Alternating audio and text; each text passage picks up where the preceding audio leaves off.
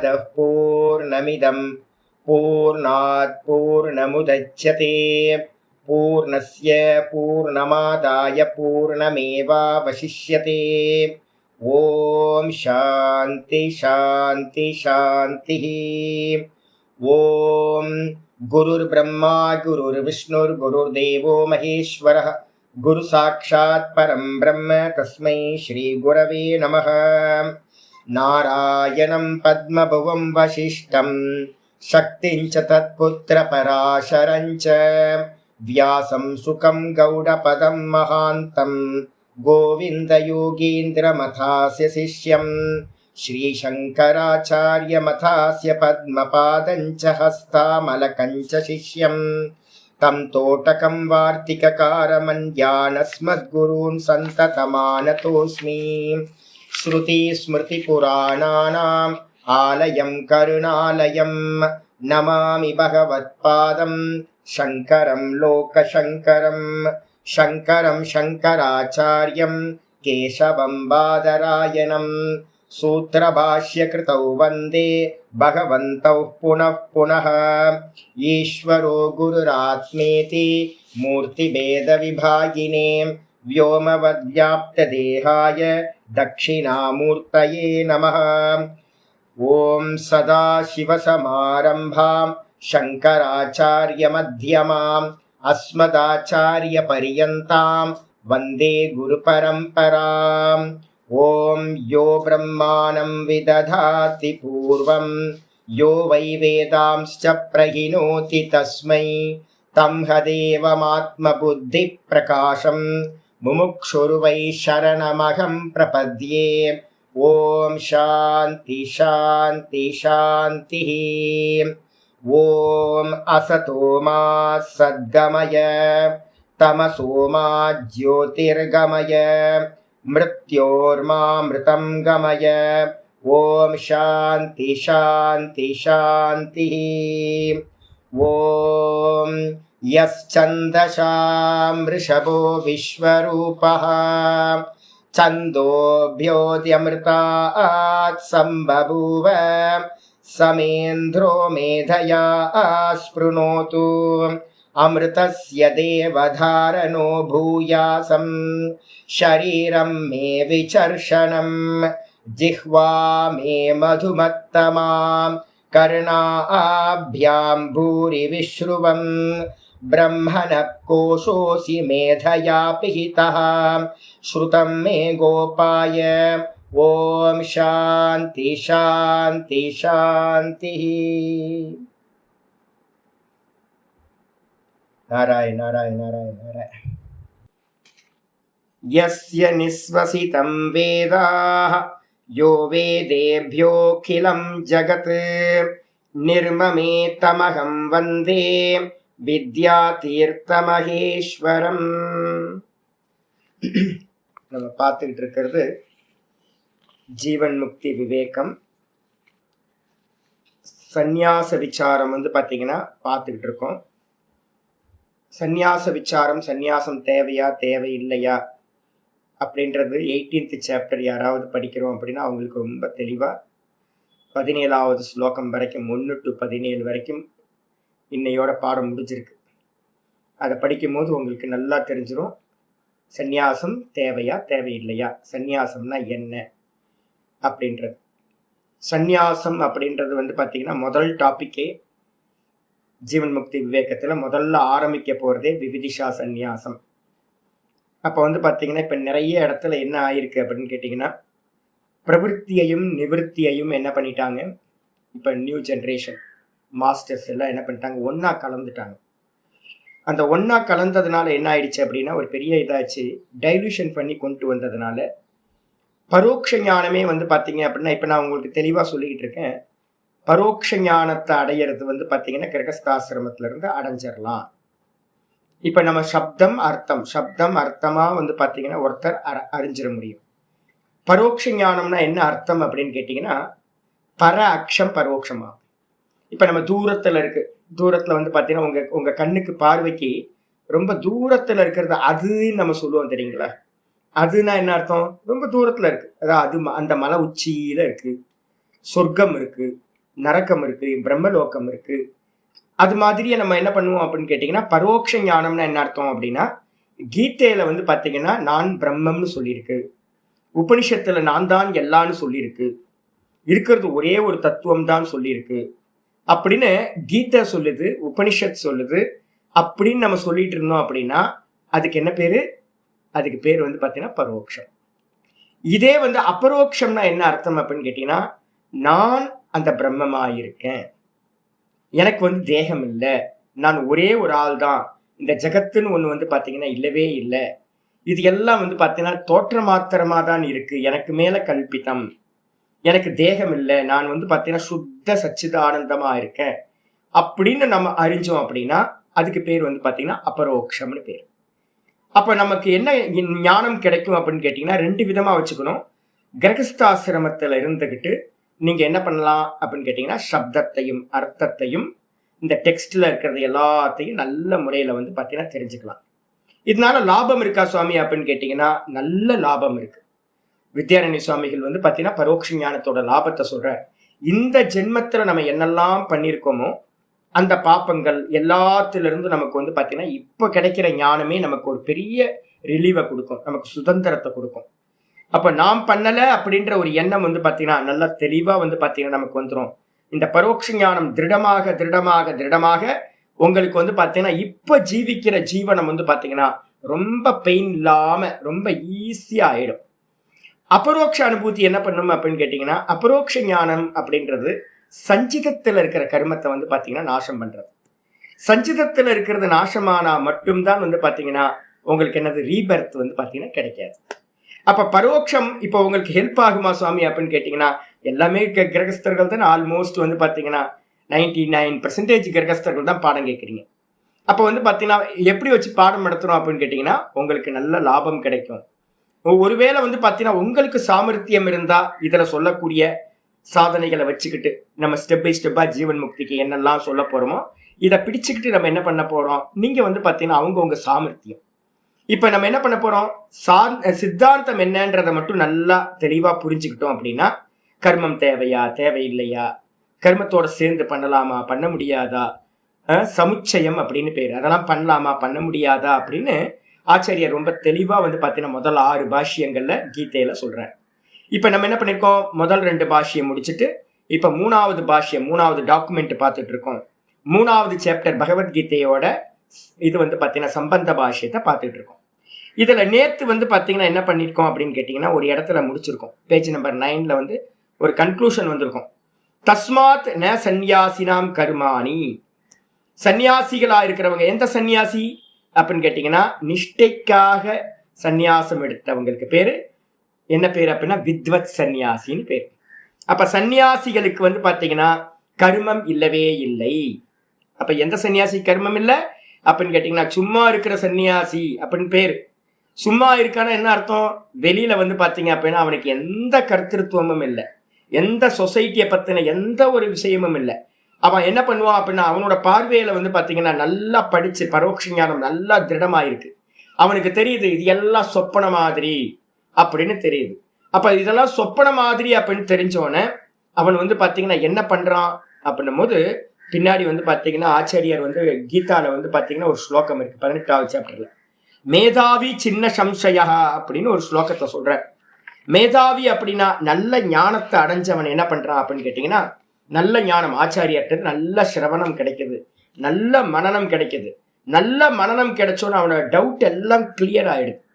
Clear ஆனதுக்கு பிறகு சின்ன சந்தேகங்கள் எல்லாம் நாசமாகுது. என்ன சந்தேகம் நாசமாகுதுன்னா தன்னுடைய கர்த்திருவம் என்ன அப்படின்றது, நம்ம என்ன பண்ணணும் அப்படின்ற மோகம் கம்ப்ளீட்டா போயிடுது.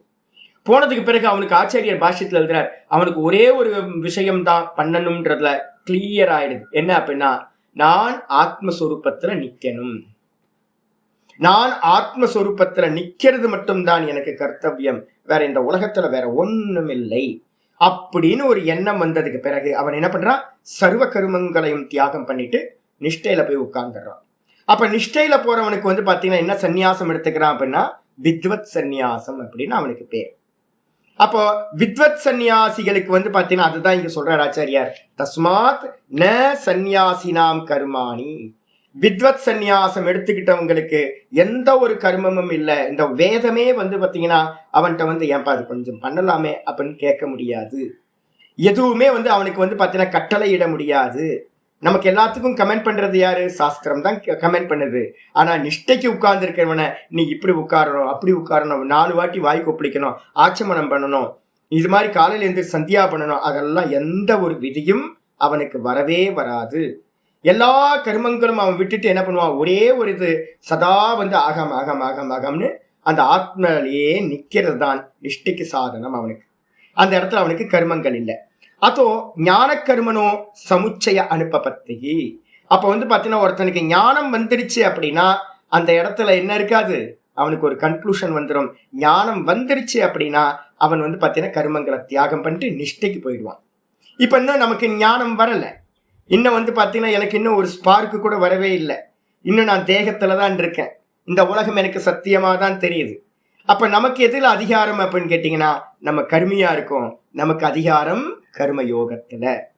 அப்ப வந்து பாத்தீங்கன்னா தெளிவா சொல்றார், ஞானத்தையும் கர்மத்தையும் என்ன பண்ண முடியாது அப்படின்னா சேர்த்து வைக்க முடியாது. இப்ப நம்ம என்ன பண்ணலாம்? ஒரே ஒரு பாசிபிள் மட்டும்தான் இருக்கு. கர்மத்தை பண்ணிட்டு ஞானத்தை வந்து அபியாசம் பண்ணினீங்கன்னா வந்து பாத்தீங்கன்னா ரெண்டும் வந்து சேத்துல ஒரு கால் ஆத்துல ஒரு கால் இருக்க மாதிரி இருக்கும். அப்ப நாம என்ன பண்றோம் அப்படின்னு கேட்டீங்கன்னா ஆச்சாரியார் 3வது சாப்டர்ல என்ன பண்றாரு அப்படின்னா நியத்தம் குரு கர்மத்துவம் அப்படின்னு ஒரு 3:8 சொல்றார். டெய்லி நித்திய கர்மங்களை வந்து பாத்தீங்கன்னா விடாம பண்ணு அப்படின்னு. 9 சொல்றாரு என்னன்னு கேட்டீங்கன்னா அர்ஜுனனுக்கு சொல்றார், யஜ்ஞார்த்தாத் கர்மனோன் எத்திர லோகோயம் கர்ம பந்தனா ததர்த்தம் கர்ம கௌந்தேய முக்த சங்க சமாச்சர அப்படின்னு அர்ஜுனனுக்கு சொல்றாரு. என்னன்னா நீ வந்து பாத்தீங்கன்னா கர்மயோகமா யஜ்ஞமா ஈஸ்வர பூஜையா ஒவ்வொன்றத்தையும் பண்ணு. அப்ப நீங்க ஈஸ்வர பூஜையா ஒண்ணு பண்ணிக்கிட்டு ஈஸ்வரர் என்ன கொடுக்குறாருன்னு வாங்கிக்கிட்டு பிரசாதமா எடுத்துக்கிட்டு நீங்க வந்து வேதாந்த அபியாசம் பண்ணினீங்கன்னா ரொம்ப சீக்கிரமா இந்த பரோட்ச ஞானம் உங்களுக்கு என்னாகும், நல்லபடியா ஆயிடும். பரோட்ச ஞானம் நல்லா ஆயிடுச்சு அப்படின்னா அந்த விவேகம் பரிபூர்ணமா வரும்போது வந்து பாத்தீங்கன்னா தெரிஞ்சிடும் எதுவுமே இந்த உலகத்துல பண்ண வேணாம் அப்படின்னு ஓரமா குவைட்டா வந்து பாத்தீங்கன்னா உட்கார்ந்துட்டோம் அப்படின்னா நிஷ்டைக்கு வந்து பாத்தீங்கன்னா போக முடியும். அதனால வந்து பாத்தீங்க அப்படின்னா ஞானத்தையும் கர்மத்தையும் என்ன பண்ண முடியாது அப்படின்னா சமுச்சயம் பண்ண முடியாது. சமுச்சயம்னு அர்த்தம் சேர்ந்து அனுஷ்டானம் பண்ண முடியாது. என்ன காரணம் அப்படின்னா ஆச்சாரியார் சொல்றாரு, பின்னாடி பாஷ்யங்கள்லாம் சொல்றாரு, சித்த விக்ஷேபம். நீங்க ஒரு சின்ன கர்மா பண்ணினீங்கனால என்ன ஆகும் அப்படின்னு கேட்டீங்கன்னா அது மனசை வந்து பாத்தீங்கன்னா ஆட்டி விடுற மாதிரி இருக்கும், உலுக்கி விடுற மாதிரி, ஒரு மரத்து கிளைய குரங்க ஆட்டுற மாதிரி என்ன ஆகும், மனசு வந்து பாத்தீங்கன்னா இங்க அங்க ஏதாவது ஒரு சின்ன கர்மா அது நல்லதாவே இருக்கட்டுமே. ஒரு கோயில்ல வந்து பாத்தீங்க அப்படின்னா ஒரு அபிஷேக ஆராதனைக்கு ஏதாவது ஏற்பாடு பண்ணிருக்கீங்க அப்படின்னா இப்பெல்லாம் பிஸி ஆகி போச்சு. இப்போ அதுல வந்து சீட்டை போட்டு அவன்கிட்ட ஃபோன் பண்ணி சொல்லி அவன் வந்து பாத்தீங்கன்னா அவன் பண்றதெல்லாம் இம்சையெல்லாம் ஆஃபீஸ்ல இருக்க ஹெச்ஆர்என்சில ஆட்கள்லாம் இப்போ பொல்யூஷன் ஆயிட்டாங்க. அப்ப அவனோட போராடி இது பண்ணி அதுக்கப்புறம் கோயில்ல போய் ஒரு அபிஷேகம் முடிச்சு வெளியில வரத்துக்குள்ளார ஐயோ லாஸ்டா நான் வந்து பாத்தீங்கன்னா அண்ணாமலையார் கோயில்ல வந்து பாத்தீங்கன்னா ஒரு அபிஷேகம் கொடுத்தோம். முன்னாடி நிறைய பண்ணிட்டு இருந்தோம். அபிஷேகம் கொடுத்து வெளியில வந்தோன்னே நம்மளை மாதிரி முச்சிப்பாங்க எல்லாரும். ஐயோ நம்ம வந்து பாத்தீங்கன்னா ஒரு 2500 ரூபாய் வந்து பாத்தீங்க அப்படின்னா அபிஷேக ஆராதனைக்கு அதை போட்டீங்க அப்படின்னா அவன் 6000 ரூபான்னு போடுவான். பொறுத்துக்கணும், 6000 ரூபாய் சரி தொலையுது, சுவாமிக்காக 6000 ரூபான்னு வச்சுக்கலாம், இவங்களுக்காக பார்க்க வேணாம் அப்படின்ட்டு ஒத்துக்கிட்டு உள்ள போயிடுவோம். பார்த்தா அங்க ஏற்கனவே ஒரு 10 பேர்கிட்ட நம்மள மாதிரியே வாங்கியிருப்பான். பேர் பார்த்தீங்க அப்படின்னா நம்ம பேர் இருக்கும். ஆனா வந்து பாத்தீங்கன்னா அப்ப 10 பேரோடது சீட்டே கொடுக்க மாட்டான், நம்மகிட்ட ரெசிப்டே கொடுக்க மாட்டான். ரெசிப்ட் எங்கங்க அப்படின்னு கேட்டீங்கன்னா ரெசிப்ட் வாங்கிக்கலாம் முடியட்டும் வாங்கிக்கலான்னுவான். கடைசி வரைக்கும் உங்களுக்கு ரெசிப்ட் போடவே மாட்டான். அப்ப அந்த பணம் என்னது, ஸ்வாஹா போயிடுச்சு. இது வந்து நமக்குள்ளார என்ன ஆகும், தர்மமா இருக்கா, இது போய் இரிட்டேட் பண்ணிக்கிட்டே இருக்கும். கோயில்ல அங்க அபிஷேகம் பால் அபிஷேகம் நடந்துட்டு இருக்கும். இவன் என்னது பணம் சீட்டு கொடுப்பானா ரெசிப்ட் கொடுப்பானா கொடுக்க மாட்டானா அப்படின்னே உள்ளுக்குள்ளார வந்துகிட்டே இருக்கும் நமக்கு. இதை முடிச்சுட்டு வெளியில வந்தோம் அப்படின்னா இதுக்கு ஒரு 1000, இதுக்கு ஒரு 2000, இதுக்கு ஒரு 3000 அப்படின்னு பாத்தீங்க அப்படின்னா அது ஒரு 7000 8000 ஆயிடும். நம்ம வந்து பாத்தீங்கன்னா அந்த மாலையெல்லாம் போட்டு பலிக்கடா மாதிரி நம்மளை வந்து பாத்தீங்கன்னா வெட்டுற ஆடு மாதிரி நம்மளை வச்சிருப்பாங்க. அப்பதான் தெரியும் ஐயோ வெளியில வரும்போது கடைசியில நம்ம என்ன பண்ணியாச்சு அப்படின்னு கேட்டீங்கன்னா யாராவது ஃபேமிலி வந்து நான் அது மாதிரி முன்னாடி கூட்டு போவேன். அப்ப வந்து பாத்தீங்கன்னா கடைசியில ஒன்று போய் வெளியில வருவோம். அப்ப வந்து பாத்தீங்கன்னா ஒரு சின்ன ஒரு சுவாமிக்கு வந்து ஒரு ஆராதனை பண்றதுல கூட வந்து பாத்தீங்கன்னா சித்த சஞ்சலம் தான்.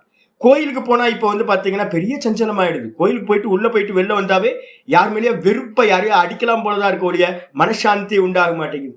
ஏன்னா அவ்வளவு ப்ராப்ளம்ஸ் கோயிலுக்குள்ளார கிரியேட் ஆயிடுச்சு. அமைதி இல்லை இப்போ. இப்போ ஒரு சின்ன சின்ன காரியத்தை பார்த்துங்க, எங்கேயாவது ஒரு சின்ன சின்ன காரியம் பண்றதா இருந்தாலும் மனசு வந்து பாத்தீங்கன்னா சாந்தமா இருக்க மாட்டேங்குது. ஒரு ஹோமம் பண்ணி பார்த்தீங்கன்னா அதே மாதிரி தான். ஒரு பூஜை, ஹோமம், எந்த கர்மமா இருக்கட்டும், ஆனாலும் விட முடியுமா? கிரகஸ்தாசிரமத்துல இருக்கோம், விடக்கூடாது. கர்மயோகவா பண்ணும்போது கூட என்ன பண்ணணும்? சகிச்சுக்கிட்டு தான் வந்து பாத்தீங்கன்னா பண்ண வேண்டியிருக்கு. அப்ப சித்த விக்ஷேபம் நடக்கும்.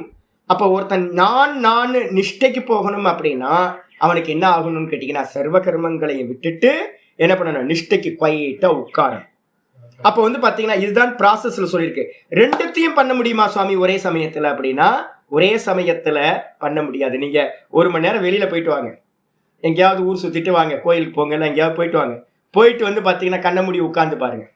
கண்ண மூடி உட்கார்ந்து பாத்தீங்கன்னா நான்ல நிக்கிறேன் அப்படின்னு ட்ரை பண்ணுங்க. நான்ல நிக்கிறேன்னு சொன்னீங்கன்னா முடியாது. இந்த 1 மணி நேரம் நம்ம வெளியில போயிட்டு வந்த கர்மா, அதோட இம்பாக்ட் வந்து பாத்தீங்கன்னா அனுஷ்டானத்துல உட்கார்ந்தீங்கன்னா அது ஃபுல்லா வெளியில வரும். சித்தம் வந்து பாத்தீங்க அப்படின்னா, ஆமா, அப்ப மெதுவா வந்து பாத்தீங்கன்னா வெளியே வர ஆரம்பிச்சிரும் உங்களுக்கு. அதனால வந்து பாத்தீங்க அப்படின்னா கண்டிப்பாக ஒரு ஞான நிஷ்டைக்கு போறவன் என்ன பண்ணக்கூடாதுன்னா சர்வ கர்மங்களையும் சந்நியாசம் பண்ணிட்டு தான் போகணும். ஞானத்தை வந்து பாத்தீங்கன்னா கர்மத்தோட சேர்க்காம இருக்கிறது ரொம்ப உத்தமம் சொல்லியாச்சு. இதுக்கப்புறம் ஆச்சாரியர் என்ன பண்றார்? இன்னைக்கு விசாரம் பண்ண போறார். 3வது அத்தியாயத்துல வந்து பாத்தீங்க அப்படின்னா அர்ஜுனன் முதல் கொஸ்டின் கேட்கிறான். என்ன கேள்வி கேட்கிறான் அப்படின்னு கேட்டீங்கன்னா, 3வது அத்தியாயத்துல ஜாயசி சேத் கர்மனஸ்தே மதா புத்திர் ஜனார்தன தத்கிம் கர்மணி கோரே மாம் நியோஜயசி கேசவ அப்படின்னு 3வது அத்தியாயத்துல முதல் ஸ்லோகம். அர்ஜுனன் வந்து பாத்தீங்கன்னா கேட்கிறான், கர்மத்தை காட்டிலும் ஞானம் உயர்ந்ததாக இருக்கும் என்று உன்னுடைய அபிப்பிராயமானால், ஏ கிருஷ்ணா, உனக்கு அபிப்பிராயம் கர்மத்தை காட்டிலும் ஞானம் தான் அபிப்பிராயம், ஏன் மோட்சத்தை கொடுக்கும். அதனால வந்து பாத்தீங்கன்னா என்ன எதுக்காக வந்து பாத்தீங்கன்னா கர்மத்துல ஈடுபடுத்துறேன். இப்ப நானே உங்களுக்கு இவ்வளவு நேரம் சொன்ன, கோயிலுக்கு போனா இந்த பிரச்சனை இருக்கு, ஹோமம் பண்ணா இந்த பிரச்சனை இருக்கு, இந்த கர்மம் பண்ணா இந்த பிரச்சனை இருக்குன்னு, அதனால பண்ணாம விட்டுறலாமா? நான் என்ன சொல்லுவேன் உங்களுக்கு, நானே வந்து பாத்தீங்கன்னா பேய் மாதிரி பண்ணணும், அதெல்லாம் சகிச்சுதான் ஆகணும். நான் வந்து பாத்தீங்கன்னா போக மாட்டேன் அப்படின்லாம் சொல்லக்கூடாது, போய் தான் ஆகணும். சுவாமிக்காக எல்லாத்தையும் பண்ணி தான் ஆகணும், சகிச்சுக்கணும், கியூல நிக்கணும். அவன் பண்ற சேட்டையெல்லாம் பார்க்க கூடாது. சுவாமியை வந்து ஜெபம் பண்ணிட்டு பேசாம கியூல நிக்கணும். ஊர்ல இருக்கிறதெல்லாம் பார்த்தோம் அப்படின்னா சித்தம் சஞ்சலமாகும். அப்ப சுவாமிக்கு சுவாமிக்கு சுவாமிக்கு சுவாமிக்குன்னு எதை பண்ணினாலும் விக்ஷேபம் மனசு ஆக விடாம நம்ம கர்மத்தை பண்ணதான் ஆகணும். அப்ப நானே உங்களுக்கு என்ன சொல்றேன் அப்படின்னு கேட்டீங்கன்னா, சும்மா உட்காராதீங்க. ஏன் அப்படின்னு கேட்டீங்கன்னா, இதே தான் கேள்வி வந்து பாத்தீங்கன்னா அர்ஜுனன் கேட்கிறான். ஏ கிருஷ்ணா, எதுக்காக வந்து பாத்தீங்கன்னா நீ என்ன வந்து பாத்தீங்கன்னா கர்மத்துல ஈடுபடுத்துற? உனக்கு தான் தெரியும் ஞானம் தான் சிறந்ததுன்னு தெரியும், அப்ப எதுக்கு கர்மத்துல என்ன ஈடுபடுத்துகின்றாய் அப்படின்னு கேள்வி கேட்கிறான். இந்த கேள்வியை வந்து வச்சுக்கிட்டு அவர் ஆச்சாரியர் என்ன பண்றார்? ரொம்ப அருமையா வந்து பாத்தீங்கன்னா எஸ்டாப்ளிஷ் பண்றார் சித்தாந்தத்தை. என்ன சித்தாந்தம்? கர்மத்தையும் ஞானத்தையும் ஒன்னா சேர்க்க முடியாது. இத சொல்றதுக்காக ஆச்சாரியார் இன்னைக்கு பாட்டம் ஆரம்பிக்குது. ஜியாயசி சேத் கர்மனஸ்தே மதா புத்தி இது அர்ஜுனஸ்ய பிரஷ்ன அனுபபத்தேச்ச. ஒருவேளை கர்மத்தை காட்டிலும் ஞானமே சிறந்தது எனில் என்னை எதற்காக கர்மத்தில் ஈடுபடுத்துகின்றாய் கிருஷ்ணான்னு கேள்வி. இந்த கேள்வி வந்து பாத்தீங்கன்னா அவன் கேட்கணும்னு அவசியமே வந்திருக்காது, பொருந்தவே பொருந்தாது. ஏன் எப்போ அப்படின்னு கேட்டீங்கன்னா, ஞானமும் கர்மமும் சேர்ந்து அனுஷ்டானம் பண்ண முடியும்னு வச்சுக்கிட்டோம் அப்படின்னா அவன் கேட்கவே வேணாமே. இதுல ஏதாவது ஒன்ன ஏன் பண்ண சொல்ற, என்னை எதுக்காக கர்மத்தை பண்ண சொல்ற, நான் ரெண்டுத்தையும் அனுஷ்டானம் பண்ணிட்டு போறேன் அப்படின்னு. அப்ப என்ன அர்த்தம்னு கேட்டீங்கன்னா, அர்ஜுனனோட கேள்வியில இருந்து ஃபர்ஸ்ட் எடுத்தோன்னே நமக்கு ஒரு புத்தி வந்துருது. என்ன அப்படின்னா, ஏதாவது ஒண்ணுத்தை தான் பண்ண முடியும். ஏதாவது ஒண்ணுத்த கண்ணை மூடி எல்லாத்தையும் விட்டுட்டு கண்ணை மூடி உட்காரலாம். இல்ல அப்படின்னா வந்து பாத்தீங்க அப்படின்னா நிஷ்காமியமா காரியத்தை பண்ணிக்கிட்டு நம்மள மாதிரி வேதாந்த சிரவணை கேட்டுக்கிட்டு இருக்கலாம். இல்ல அப்படின்னா காமத்தோட கர்மத்தை பண்ணிக்கிட்டு ஞான அபியாசம் பண்ண முடியாது. அப்ப ஒண்ணு காமத்தோட கர்ம அபியாசம் பண்ணிக்கிட்டு காம வாசையோட கர்மத்தை அபியாசம் பண்ணிக்கிட்டு நீங்க பாட்டுக்கு போயிட்டு இருங்க, சம்சாரத்துக்குள்ளாரி சுத்திக்கிட்டு இருங்க. இல்ல அப்படின்னா நிஷ்காமமா பண்ணிக்கிட்டு பரோட்ச ஞானத்துக்கு ட்ரை பண்ணுங்க. இல்ல அப்படின்னா நிஷ்டைக்கு போகணும்னா கர்மத்தை எல்லாத்தையும் விட்டுட்டு நிஷ்டைக்கு போங்க. எப்படி இருந்தாலும் காமிய கர்மங்களையும் ஞானத்தை என்ன பண்ண முடியாது, ஒன்று சேர்க்க முடியாது. இப்போ அர்ஜுனனோட முதல் கேள்வியில இருந்தே நமக்கு ஸ்பஷ்டமா தெரியுது, ஞானம் கர்மம், கர்மத்தை காட்டிலும் ஞானம் உயர்ந்தது. ஆனா அர்ஜுனனை வந்து பாத்தீங்கன்னா ஆச்சாரியார் ரெண்டுத்தையும் பண்ணுன்னு சொல்லல. என்ன பண்றார்? ஏதாவது ஒன்ன பண்ணுன்னு சொல்றாரு. என்னது? கர்மத்தை மட்டும் பண்ணு. அந்த கர்மத்தை எப்படி பண்ணணும்? நிஷ்காமியமா பண்ணு, கர்த்தவியமா பண்ணு.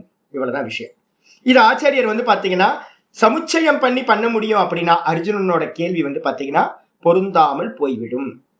சமுச்சயம்னா ரெண்டும் சேர்த்து பண்ண முடியும்னு ஒண்ணு இருந்துச்சு அப்படின்னா அர்ஜுனனோட கேள்வி என்ன ஆகாது, சூட்டபிள் ஆகாது. ஒண்ணு. ரெண்டாவது, யதி ஆச்சாரியர் அதை எக்ஸ்பிளைன் பண்றார். யதி ஹி பகவதா த்விதீய அத்தியாயே, ஒருவேளை வந்து பாத்தீங்கன்னா பகவான் கிருஷ்ண பரமாத்மா ரெண்டாவது சாப்டர்ல, த்விதீய அத்தியாயே ரெண்டாவது சாப்டர்ல ஞானம் கர்மம் ச சமுச்சயேன त्वया அனுஷ்டேயம் இது உக்தம் ஸ்யாத். அர்ஜுனா, நீ வந்து ஞானத்தையும் கர்மத்தையும் ரெண்டத்தையும் சேர்ந்து அனுஷ்டிக்க முடியும் உன்னால் அப்படின்னு வந்து பாத்தீங்கன்னா சொல்லி இருந்தாரு. அப்படின்னா ரெண்டாவது சாப்டர்ல சொல்லி இருந்தாருன்னா ததக பிறகு வந்து பாத்தீங்கன்னா அர்ஜுனஸ்ய பிரஷ்னக அனுப்ப பண்ணும். அப்போ ரெண்டுத்தையும் சேர்ந்து பண்ணுன்னு ஒருவேளை கிருஷ்ணர் சொல்லியிருந்தாருன்னா அப்ப இவன் கேட்கிற கேள்வியே பொருந்தாம போயிடும்ல. இவன் கேட்கவே மாட்டான், ஏதாவது ஒண்ணு சொல்லுன்னு கேட்க மாட்டான். அப்ப என்ன அர்த்தம், சேர்த்து அனுஷ்டானம் பண்ண முடியாது, ஏதாவது ஒண்ணுதான் அனுஷ்டானம் பண்ண முடியும். கிருஷ்ணர் வந்து ரெண்டாவது அத்தியாயத்துல ரெண்டும் சேர்த்து அனுஷ்டானம் பண்ணணும் அப்படின்றத சொல்லவே இல்லை. ஒருவேளை சொல்லியிருந்தா அர்ஜுனன் இந்த கேள்வியே கேட்டிருக்க மாட்டான். அப்ப நல்லா புரிஞ்சுங்க, கிருஷ்ணரோட மனசுலையும் ஞான கர்ம சமுச்சயம் வந்து பாத்தீங்கன்னா இல்லவே இல்லை, தெரிஞ்சு போச்சு. அதுக்கப்புறம் ஆச்சாரியர் சொல்ற அர்ஜுனாய சேத், ஒருவேளை கீழே வந்துட்ட அர்ஜுனாய சேத் புத்தி கர்மணி துவயா அனிஷ்டேயே இது உக்தே. ரெண்டு பாசிபிலிட்டிஸும் எடுத்துங்களேன். அர்ஜுனனுக்கு வந்து கிருஷ்ணர் சொல்ற, நீ வந்து பாத்தீங்கன்னா புத்தி கர்மணி, புத்தினா ஞானம், கர்மணி அப்படின்னா கர்மம். இந்த புத்தின்ற ஞான யோகத்தையும் கர்மத்தையும் கர்ம யோகத்தையும் இந்த ரெண்டுத்தையும் வந்து பாத்தீங்க அப்படின்னா அனிஷ்டே துவயா அனிஷ்டேய இது, உனக்கு அனுஷ்டானம் செய்யத்தக்கது, ரெண்டுத்தையும் சேர்த்து நீ பண்ணுப்பா அப்படின்னு ஒருவேளை சொல்லி கூடவே யா அல்லது வந்து பாத்தீங்கன்னா யா கர்மனோ ஜாயசி புத்திகி சாபி உக்தா, கூட வந்து பாத்தீங்க அப்படின்னா கர்மத்தை காட்டிலும் ஞானமே சிறந்தது அப்படின்னு சொல்லியிருந்தாருன்னா, கர்மத்தை காட்டிலும் ஞானமே சிறந்தது, நீ வந்து பாத்தீங்கன்னா ரெண்டுத்தையும் சேர்ந்து அனுஷ்டானம் பண்ணு அப்படின்னு ரெண்டு விஷயத்தையுமே அவர் சொல்லியிருந்தாருன்னா ரெண்டாவது சாப்டர்ல. புரியுதா உங்களுக்கு? கர்மத்தையும் ஞானத்தையும் ஒன்னால் சேர்ந்து அனுஷ்டானம் பண்ணத்தக்கது அர்ஜுனா. இதுல வந்து பாத்தீங்கன்னா கர்மத்தை காட்டிலும் ஞானம் உயர்ந்தது அப்படின்னு இந்த ரெண்டு ஸ்டேட்மெண்ட்டுமே ரெண்டாவது அத்தியாயத்துல அர்ஜுனனுக்கு சொல்லி இருந்தாருன்னா அப்போ வந்து என்ன ஆகும் அப்படின்னா தத்கிம் கர்மணி கோரேமாம் நியோஜயசி இது கேசவைதி பிரஷ்னோ ந கதஞ்சன உபபத்தியது. என்னை எதுக்காக கோரமான இந்த கர்மத்துல ஈடுபடுத்துற அப்படின்னு அர்ஜுனன் கேட்கவே மாட்டானே, அவனுக்கு கேள்வி வரவே வராது. ஏன் அப்படின்னா ஆச்சரிய ரெண்டாவது சாப்டர்லயே சொல்லிட்டாரு, ஒன்னு ரெண்டுத்த பண்ணு, இல்ல ஒன்னு வந்து பாத்தீங்கன்னா ரெண்டுத்த பண்ணு, இல்ல அப்படின்னா கர்மத்தை காட்டிலும் வந்து பாத்தீங்கன்னா ஞானம் சிறந்தது, நீ பண்ணிக்கோ அப்படின்னு சொல்லியிருந்தாருன்னா ஏன் என்ன கர்மத்துல பண்ண ஈடுபடுத்துறன்ற கேள்வி வந்திருக்காது. அப்போ இதுலயும் நியாயப்படுத்தியாச்சு. கொஞ்சம் யோசிச்சு பார்த்தா இதுவும் வந்து பாத்தீங்கன்னா பொருந்தாது. அதனால என்னன்னு கேட்டீங்கன்னா ஆச்சாரியர் அடுத்த பேஜ்ல வந்து பாத்தீங்கன்னா சொல்ல ஆரம்பிக்கிறார்.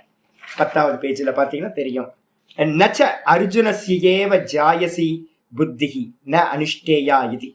ஒருவேளை வந்து பாத்தீங்கன்னா ஆச்சாரியர் ரெண்டாவது சாப்டர்லயே அர்ஜுனனை பார்த்து வந்து பாத்தீங்கன்னா நீ உனக்கு வந்து ஞானம்லாம் தகுதி இல்லை, ஞானத்தெல்லாம் அனுஷ்டானம் பண்ணாத, சிறந்ததா இருக்கக்கூடிய புத்தி ஜாயசி புத்தி, ஜாயசி புத்தினா மிகவும் சிறந்ததா இருக்கக்கூடிய மோட்சத்தை தரக்கூடிய ஞானத்தை ந அனுஷ்டேயா, உனக்கு யோக்கியத்தை இல்லை, நீ அனுஷ்டானம் பண்ணக்கூடாது, நீ பண்ணக்கூடாதுப்பா, ஞானத்தெல்லாம் பண்ணாத நீ அப்படின்னு வந்து பாத்தீங்கன்னா ஒருவேளை பகவானால பகவதா உக்தம் பூர்வமிதி முன்னாடியே அவர் சொல்லியிருந்தார் அப்படின்னா நச்ச கல்பயுதும் யுக்தம், அப்படி வந்து பாத்தீங்கன்னா கல்பனை பண்ண முடியாது. ஏன் அப்படின்னா நமக்கு நல்லா ஸ்பஷ்டமா தெரியுது, ரெண்டாவது சாப்டர்ல எடுத்தோன்னு உபதேசமே ஆத்ம ஞானத்தை தான் உபதேசம் பண்றாரு. அப்போ உபதேசம் பண்றாரு அப்படின்னா எடுத்தோட டீச்சிங் ஸ்டார்டிங் பண்ற பாயிண்ட பாருங்க, எங்க இருந்து 2:11 இருந்து டீச்சிங் ஸ்டார்ட் ஆகுது. 2:11 இருந்து டீச்சிங் ஸ்டார்ட் ஆகும் போதே எடுத்தோனையே பகவான் என்ன பண்றாரு, இவனுக்கு அருகதை இல்லை அப்படின்னா எதுக்கு வந்து பாத்தீங்கன்னா சொல்லணும். இப்ப நான் உங்களுக்கெல்லாம் நீங்களாம் அருகதையே இல்லை, நீங்களாம் சன்னியாசியே இல்லை, கிரகஸ்தர்கள் எல்லாம் நான் உங்களை வச்சு உட்கார்ந்து பாடம் எடுக்கலாமா, ஆத்ம தத்துவத்தை ஜீவன் முக்தி விவேகத்தை எடுக்கலாமா சாமி? 80 பேரை கூட்டி வச்சு வந்து பாத்தீங்கன்னா கிரகஸ்தர்களுக்கு பாடம் எடுக்க முடியுமா? நானு கிருஷ்ணர் வந்து பாத்தீங்க அப்படின்னா இவனால முடியாது அப்படின்னா கிருஷ்ணர் வந்து பாத்தீங்கன்னா எடுத்தோன்னு அர்ஜுனனுக்கு ஆத்ம தத்துவத்தை 11 இருந்து 31 வரைக்கும் முதல்ல ஆத்ம தத்துவத்தை சொல்றார். அதுக்கப்புறம் 55 இருந்து 72 வரைக்கும் ஆத்ம நிஷ்டைய சொல்றார். இது முடியாது அப்படின்னா இந்த ஆத்ம ஞானத்தை வந்து பாத்தீங்கன்னா என்ன பண்ணிருக்க பகவான் சொல்லியே இருக்கக்கூடாது. போப்பா, ஊர்ல வந்து பாத்தீங்கன்னா ஏகப்பட்ட பேர் வந்து ஜோசியர்கள்லாம் இருக்காங்க. எந்த ஜோசியராவது ஆத்ம ஞானத்தை சொன்னாங்களா? எந்த ஜோசியரும் ஆத்ம ஞானத்தை சொல்லல. பரிகார பூஜைகள் பண்ற எந்த வைதிகர்களாவது வந்து பாத்தீங்க அப்படின்னா ஹோமம் பண்ணுங்கன்னு சொல்றவங்க யாராவது உட்கார்ந்து ஆத்ம ஞானத்தை யாருக்காவது உபதேசம் பண்ணாங்களா? இல்ல. அப்ப வந்து பாத்தீங்கன்னா அது மாதிரி கர்மத்தை சொல்லிட்டு போக வேண்டியது என்ன? அப்ப வந்து பாத்தீங்கன்னா பகவான் வந்து பாத்தீங்க அப்படின்னா முன்னாடியே சொல்லல. 2வது சாப்டர்ல உனக்கு வந்து பாத்தீங்கன்னா ஆத்ம ஞானத்துல அதிகாரம் இல்லை, நீ வந்து பாத்தீங்கன்னா உனக்கு அனுஷ்டானம் பண்ணத்தக்கதல்ல அப்படின்னு முன்னாடி சொன்னார். அப்படின்னு கல்பனை பண்ண முடியாது. கல்பனை பண்ண முடியாது. அது மட்டும் இல்ல, ஜாயசி சேத் இது பிரஷ்னக சியாத். அப்படி ஒரு எந்த காரணத்தினால வந்து பாத்தீங்கன்னா அர்ஜுனன் கேட்பான், என்னை எதுக்காக கர்மத்துல ஈடுபடுத்துறேன்னு ஏன் கேட்கறான் அப்படின்னு கேட்டீங்கன்னா பகவான் வந்து பாத்தீங்கன்னா என்ன பண்ணிருக்காருன்னா 2 ஆப்ஷன்ஸையும் வச்சிருக்காரு, தனித்தனியா வச்சிருக்காரு. கர்மம், அதுக்கப்புறம் கர்ம நிஷ்டைக்கு கர்ம யோகமா பண்ணுன்னு 33 இருந்து நிறைய ஸ்லோகங்கள் 48 50 வரைக்கும் சொல்றார். அப்புறம் ஞானம், ஞான நிஷ்டையும் சொல்றார். ஆனா வந்து பாத்தீங்க அப்படின்னா எதை முன்னாடி பின்னாடி பண்ணணும்ன்றத வந்து பாத்தீங்கன்னா இருக்கு, சேர்ந்து பண்ணணும்ன்ற விஷயத்துல எந்த ஒரு விஷயமும் சொல்லல. அப்போ எல்லாத்துக்கும் ஞானத்துல அதிகாரம் இருக்கு. நல்ல மனசுல வச்சுங்க. இந்த உலகத்துல வந்து ஜீவனா பிறந்த எல்லாத்துக்கும் ஒரே சொல்யூஷன் எது அப்படின்னா ஞானம்தான் சொல்யூஷன். அர்ஜுனனுக்கும் வந்து பாத்தீங்கன்னா ஆத்ம ஞானத்தை கொடுக்கறது மூலமா தான் அவனுக்கு சம்சாரத்தில் இருக்கக்கூடிய சோக மோகங்களை போக்க முடியும்னு ஆச்சாரியார் உபதேசம் பண்றார் ஒழிய, ஆனா வந்து பாத்தீங்கன்னா அந்த அட்டைன் பண்றது விஷயத்துல வந்து பாத்தீங்கன்னா ஸ்டெப்ஸ் போய் ஆகணும். அட்டைன் பண்ற விஷயத்துல வந்து பாத்தீங்கன்னா ஸ்டெப்ஸ் போகணும். ஆனா தெரிஞ்சுக்கலாமா அப்படின்னா தெரிஞ்சாதானே பண்ண முடியும். இப்ப நான் உங்களுக்கு வந்து ஆத்ம ஞானத்தையே சொல்லாம கோலையே எதுன்னு காட்டாம நான் பாட்டுக்கு நீங்க இதை பண்ணுங்கன்னு சொல்லிட்டு இருந்தேன் அப்படின்னா என்ன கோல்னே தெரியாது இல்ல. ஒரு பெரிய ப்ராப்ளம் ஆனது என்னன்னு கேட்டீங்கன்னா நடுவுல ஆத்ம ஞானம் நடுவுல ஏதோ ஒன்று ஆயிப்போச்சு. நமக்கு எல்லாத்துக்கும் வந்து பாத்தீங்கன்னா ஆத்ம ஞானம் எல்லா வீட்லயும் இருந்திருக்கணும். நம்ம கோல் தெரிஞ்சிருக்கணும். நம்ம கோல் தெரியாம என்ன பண்ணிட்டோம், விட்டோம். சங்கரரோட சாதனா பஞ்சகம்னு ஒரு கிரந்தம் இருக்கு. 40 கட்டளைகள் வந்து பாத்தீங்கன்னா ஆச்சாரியார் 5 ஸ்லோகத்துல 40 கட்டளைகள் சொல்றாரு. ஒவ்வொரு வீட்லயும் நம்ம வந்து பைபிள் வந்து கிறிஸ்தவ வீட்டுல வச்சிருக்க மாதிரி நம்ம எல்லாத்து வீட்லயும் ஒரு போர்டு வந்து பாத்தீங்கன்னா 10 கமாண்ட்மெண்ட்ஸ் மாதிரி இருக்க மாதிரி என்ன பண்ணிருக்கணும், 40 கமாண்ட்மெண்ட்ஸ்ன்னு எழுதி போட்டிருக்கணும். எல்லா கோயிலையும் தொங்கணும். நம்ம எங்க போறோம், எங்க நிக்கிறோம், எங்க போகணும்ன்றது தெரியணும். ஆனா வந்து பாத்தீங்கன்னா விட்டுட்டோம். அப்ப என்ன ஆயிடுச்சு அப்படின்னு கேட்டீங்கன்னா வெறும் கர்மமே ஆக்கிரமிச்சதுனால நமக்கு வந்து என்ன கோல்னு தெரியல. அப்ப அர்ஜுனனுக்கு என்ன பண்றாரு அப்படின்னு கேட்டீங்கன்னா ஆத்மாவை பத்தி சொல்லி, ஆத்ம நிஷ்டையினால வந்து பாத்தீங்கன்னா பிராமி ஸ்திதியையும் சொல்லி, அதுக்கப்புறம் வந்து பாத்தீங்கன்னா எங்க இருந்து நம்ம இருக்கோமோ அங்க இருந்தானங்க போர்டிங் பாஸ் எடுக்க முடியும். நம்ம வந்து பாத்தீங்க அப்படின்னா நான் இருக்கிற இடம் திருவண்ணாமலை, ஆனா வந்து பாத்தீங்க அப்படின்னா டிக்கெட் எடுக்கிறது டெல்லியில இருந்து எடுக்கலாமா அப்படின்னு கேட்டேன். டெல்லியில இருந்து எப்படி போர்டிங் பாஸ் எடுக்க முடியும்? திருவண்ணாமலையில இருந்து தான் போர்டிங் பாஸ் எடுக்க முடியும். நம்ம எங்க யாத்திரை ஸ்டார்ட் பண்றோம்னா நம்ம எங்க இருக்கோமோ அங்க இருந்து தான் யாத்திரை ஸ்டார்ட் ஆகும். அப்ப வந்து பாத்தீங்கன்னா ஆனா லட்சியம் வந்து பாத்தீங்கன்னா என்னது, டெல்லியா கூட இருக்கலாம். ஆனா டெல்லியில ட்ரெயின் ஏற முடியாது இல்ல. டெல்லிக்கு போய் சேரணும்னா டெல்லியில ட்ரெயின் ஏற முடியாது. திருவண்ணாமலையில இருந்து தான் ட்ரெயின் ஏறி நான் டெல்லிக்கு போய் ஆகணும். அப்ப நல்லா தெரிஞ்சுக்கணும் என்னன்னு கேட்டீங்கன்னா ஒருத்தருக்கு டெஸ்டினேஷன் வந்து பாத்தீங்கன்னா கிளியரா தெரியணும். இப்ப நான் உங்களுக்கு வந்து பாத்தீங்கன்னா இந்த ஜீவன் முக்தி விவேகம் எடுக்கிறதோட முக்கியமானது என்னன்னா ஜீவன் முக்தியை அடையறதுக்கான பிக்சர் நல்ல முறையில உங்களுக்கு கிளியரா தெரிஞ்சிருச்சுன்னா நீங்க ஒவ்வொருத்தரும் ஒவ்வொரு இடத்துல இருக்கலாம். நிறைய பேர் நிறைய இடத்துல இருக்கலாம்ல. இப்ப வந்து பாத்தீங்க அப்படின்னா இது வரைக்கும் கிரகஸ்தாசிரமத்துல இருந்தாங்க. இப்ப சுனிதா அம்மா இருக்காங்க, அப்புறம் லலிதா அம்மா இருக்காங்க. இப்பதான் அவங்க 2 பேரோட ஹஸ்பண்டும் இப்பதான் காலமாயிட்டாங்க. இப்ப வந்து தனிச்சிருக்காங்க. இப்ப வந்து பாத்தீங்கன்னா இப்ப நானும் அவங்களும் ஒண்ணு. நானும் மொட்டை போட்டுட்டு இருக்க மாதிரி அவங்களும் மொட்டை பாப்பாத்தி, நானும் மொட்டை சன்னியாசி. 2 பேரும் வந்து பாத்தீங்கன்னா வேற எதுவும் இல்லை. இப்ப வந்து பாத்தீங்கன்னா நீ என்ன ஆசிரமம் அப்படின்னு கேட்டீங்கன்னா 2 பேரும் ஒரே ஆசிரமம் தான். நான் சன்னியாசி பண்ற வேலையெல்லாம் அவங்களுக்கு பண்ண முடியும். இன்னொருத்தருக்கு வந்து பாத்தீங்கன்னா தனமாமி இருக்காங்க, எந்த கமிட்மெண்ட்டும் இல்லை. அப்ப தனமாமி என்ன பண்ணலாம், நான் என்னோட சூப்பர் சீனியர், அவங்க பாட்டுக்கு வந்து பாத்தீங்கன்னா சன்னியாச ஆசிரமத்தை நிஷ்டைக்காக பண்ண முடியும். ஒவ்வொருத்தரும் ஒவ்வொரு இடத்துல இருக்கும். இப்பதான் ஒருத்தர் யாத்திரையை ஸ்டார்ட் பண்ணியிருக்கலாம், இப்பதான் உள்ளுக்குள்ள என்ட்ரி ஆயிருக்கலாம். அப்போ ஒவ்வொருத்தரும் நமக்கு பிக்சர் தெரிஞ்சிருச்சு அப்படின்னா போர்டிங் பாஸ் எங்கெங்க இருக்கீங்களோ அங்க இருந்து போர்டிங் பாஸ் எடுத்துக்கலாம். சில பேர் வந்து பாத்தீங்கன்னா ஆக்ரால இருக்கலாம், டெல்லிக்கு 3 மணி நேரத்துல போய் சேர்ந்துடலாம், பக்கத்துல இருக்கலாம். தனமாமி பக்கத்துல இருக்காங்க, 3 மணி நேரத்துல போய் சேர்ந்துடலாம், பக்கத்துல தான் இருக்காங்க. இன்னும் கொஞ்சம் பேர் வந்து பார்த்தீங்கன்னா போபாலில் இருக்கலாம், சில பேர் வந்து பார்த்தீங்கன்னா இட்டார்சியில் இருக்கலாம், சில பேர் விஜயவாடாவில் இருக்கலாம், சில பேர் சென்னையில் இருக்கலாம். இப்போ நான் திருவண்ணாமலையில் இருக்கேன். அப்போ எங்க இருந்து ஸ்டார்ட் பண்ணணும்ன்றது டிஃபரன்ஸ் ஆகுது இல்லை? அப்போ வந்து பார்த்தீங்கன்னா பிக்சர் முதல்ல கொடுத்துடணும். இதை தான் பகவான் என்ன பண்றார் அப்படின்னா அர்ஜுனனுக்கு ஞானத்தையும் சொல்றார், ஞான நிஷ்டையையும் சொல்றார். அப்ப என்ன அர்த்தம் அப்படின்னு கேட்டீங்கன்னா, உன்னால முடியாதுப்பா, நீலாம் அனுஷ்டிக்கிறதுக்கெல்லாம் யோகியதை எல்லாம் இல்லை அப்படின்னு பகவான் சொல்லவே இல்லை முன்னாடி. அப்போ அதனால வந்து பாத்தீங்கன்னா ஆச்சாரியார் சொல்றார், எதி புனகா ஒருவேளை ஏகஸ்ய புருஷேஸ்ய ஞான கர்மனோகோ விரோதாத் யுகபத் அனுஷ்டான ந சம்பவதி இதி. இப்போ வந்து பார்த்தீங்கன்னா ஒரு விஷயம், முக்கியமான விஷயம் எடுக்கிறோம். இந்த இடத்துல ஒரு விஷயம் வருது. இந்த சமுச்சயம்னு சேர்த்து பண்றது இருக்கு பார்த்தீங்கன்னா, ஞான கர்மத்தை சமுச்சயம் பண்றதுன்றது. சமுச்சயம்னு என்ன அர்த்தம்? கம்பைன் பண்ணி பண்றதுக்கு பேர் சமுச்சயம்னு பேர். இதுல வந்து பார்த்தீங்கன்னா 2 ஆப்ஷன்ஸ் இருக்கு, 3 விஷயம் சொல்ல போறோம். ஒன்று வந்து பார்த்தீங்கன்னா சமசமுச்சயம் அப்படின்னு பேர், சமசமுச்சயம், சகசமுச்சயம், கிரம சமுச்சயம். 3 இதை எடுத்துங்க, 3 விஷயம். சமசமுச்சயம், சகசமுச்சயம், கூட வந்து பார்த்தீங்க அப்படின்னா கிரம சமுச்சயம். 3 ஐட்டம் நம்மள்கிட்ட இருக்கு. கம்பைன் பண்ணி பண்றதுல வந்து பார்த்தீங்க அப்படின்னா ஒருத்தர் வந்து பார்த்தீங்கன்னா என்ன பண்ணலாம், சமசமுச்சயம்னா என்ன அர்த்தம்? வேதாந்த விசாரம் பண்ணிக்கிட்டு இருக்கும் போதே வந்து பார்த்தீங்கன்னா கண்ணை மூடி வந்து பார்த்தீங்க வெளியில கருமியா இருக்கும் போதே, நான் சொன்னேன்ல சென்னையில் வந்து ஒருத்தர் இருந்தார், என்னோட பக்தர். ஒரு ஃபைனான்ஸ் கம்பெனி வந்து பார்த்தீங்கன்னா வச்சுருந்தார். குடும்பம் நல்லா போயிட்டு இருந்துச்சு. அற்புதமான ஆள், நல்ல பர்சன், தார்மிக், ரொம்ப தார்மிக், நல்ல தர்ம காரியங்கள்லாம் ஈடுபட்டு இருந்தார். நல்லா வந்து பார்த்தீங்கன்னா மெடிடேட் பண்ணுற ஆள். அவர் என்ன பண்ணார் அப்படின்னா, கம்பெனி போய் டி நகரில் ஆஃபீஸ் இருக்குது.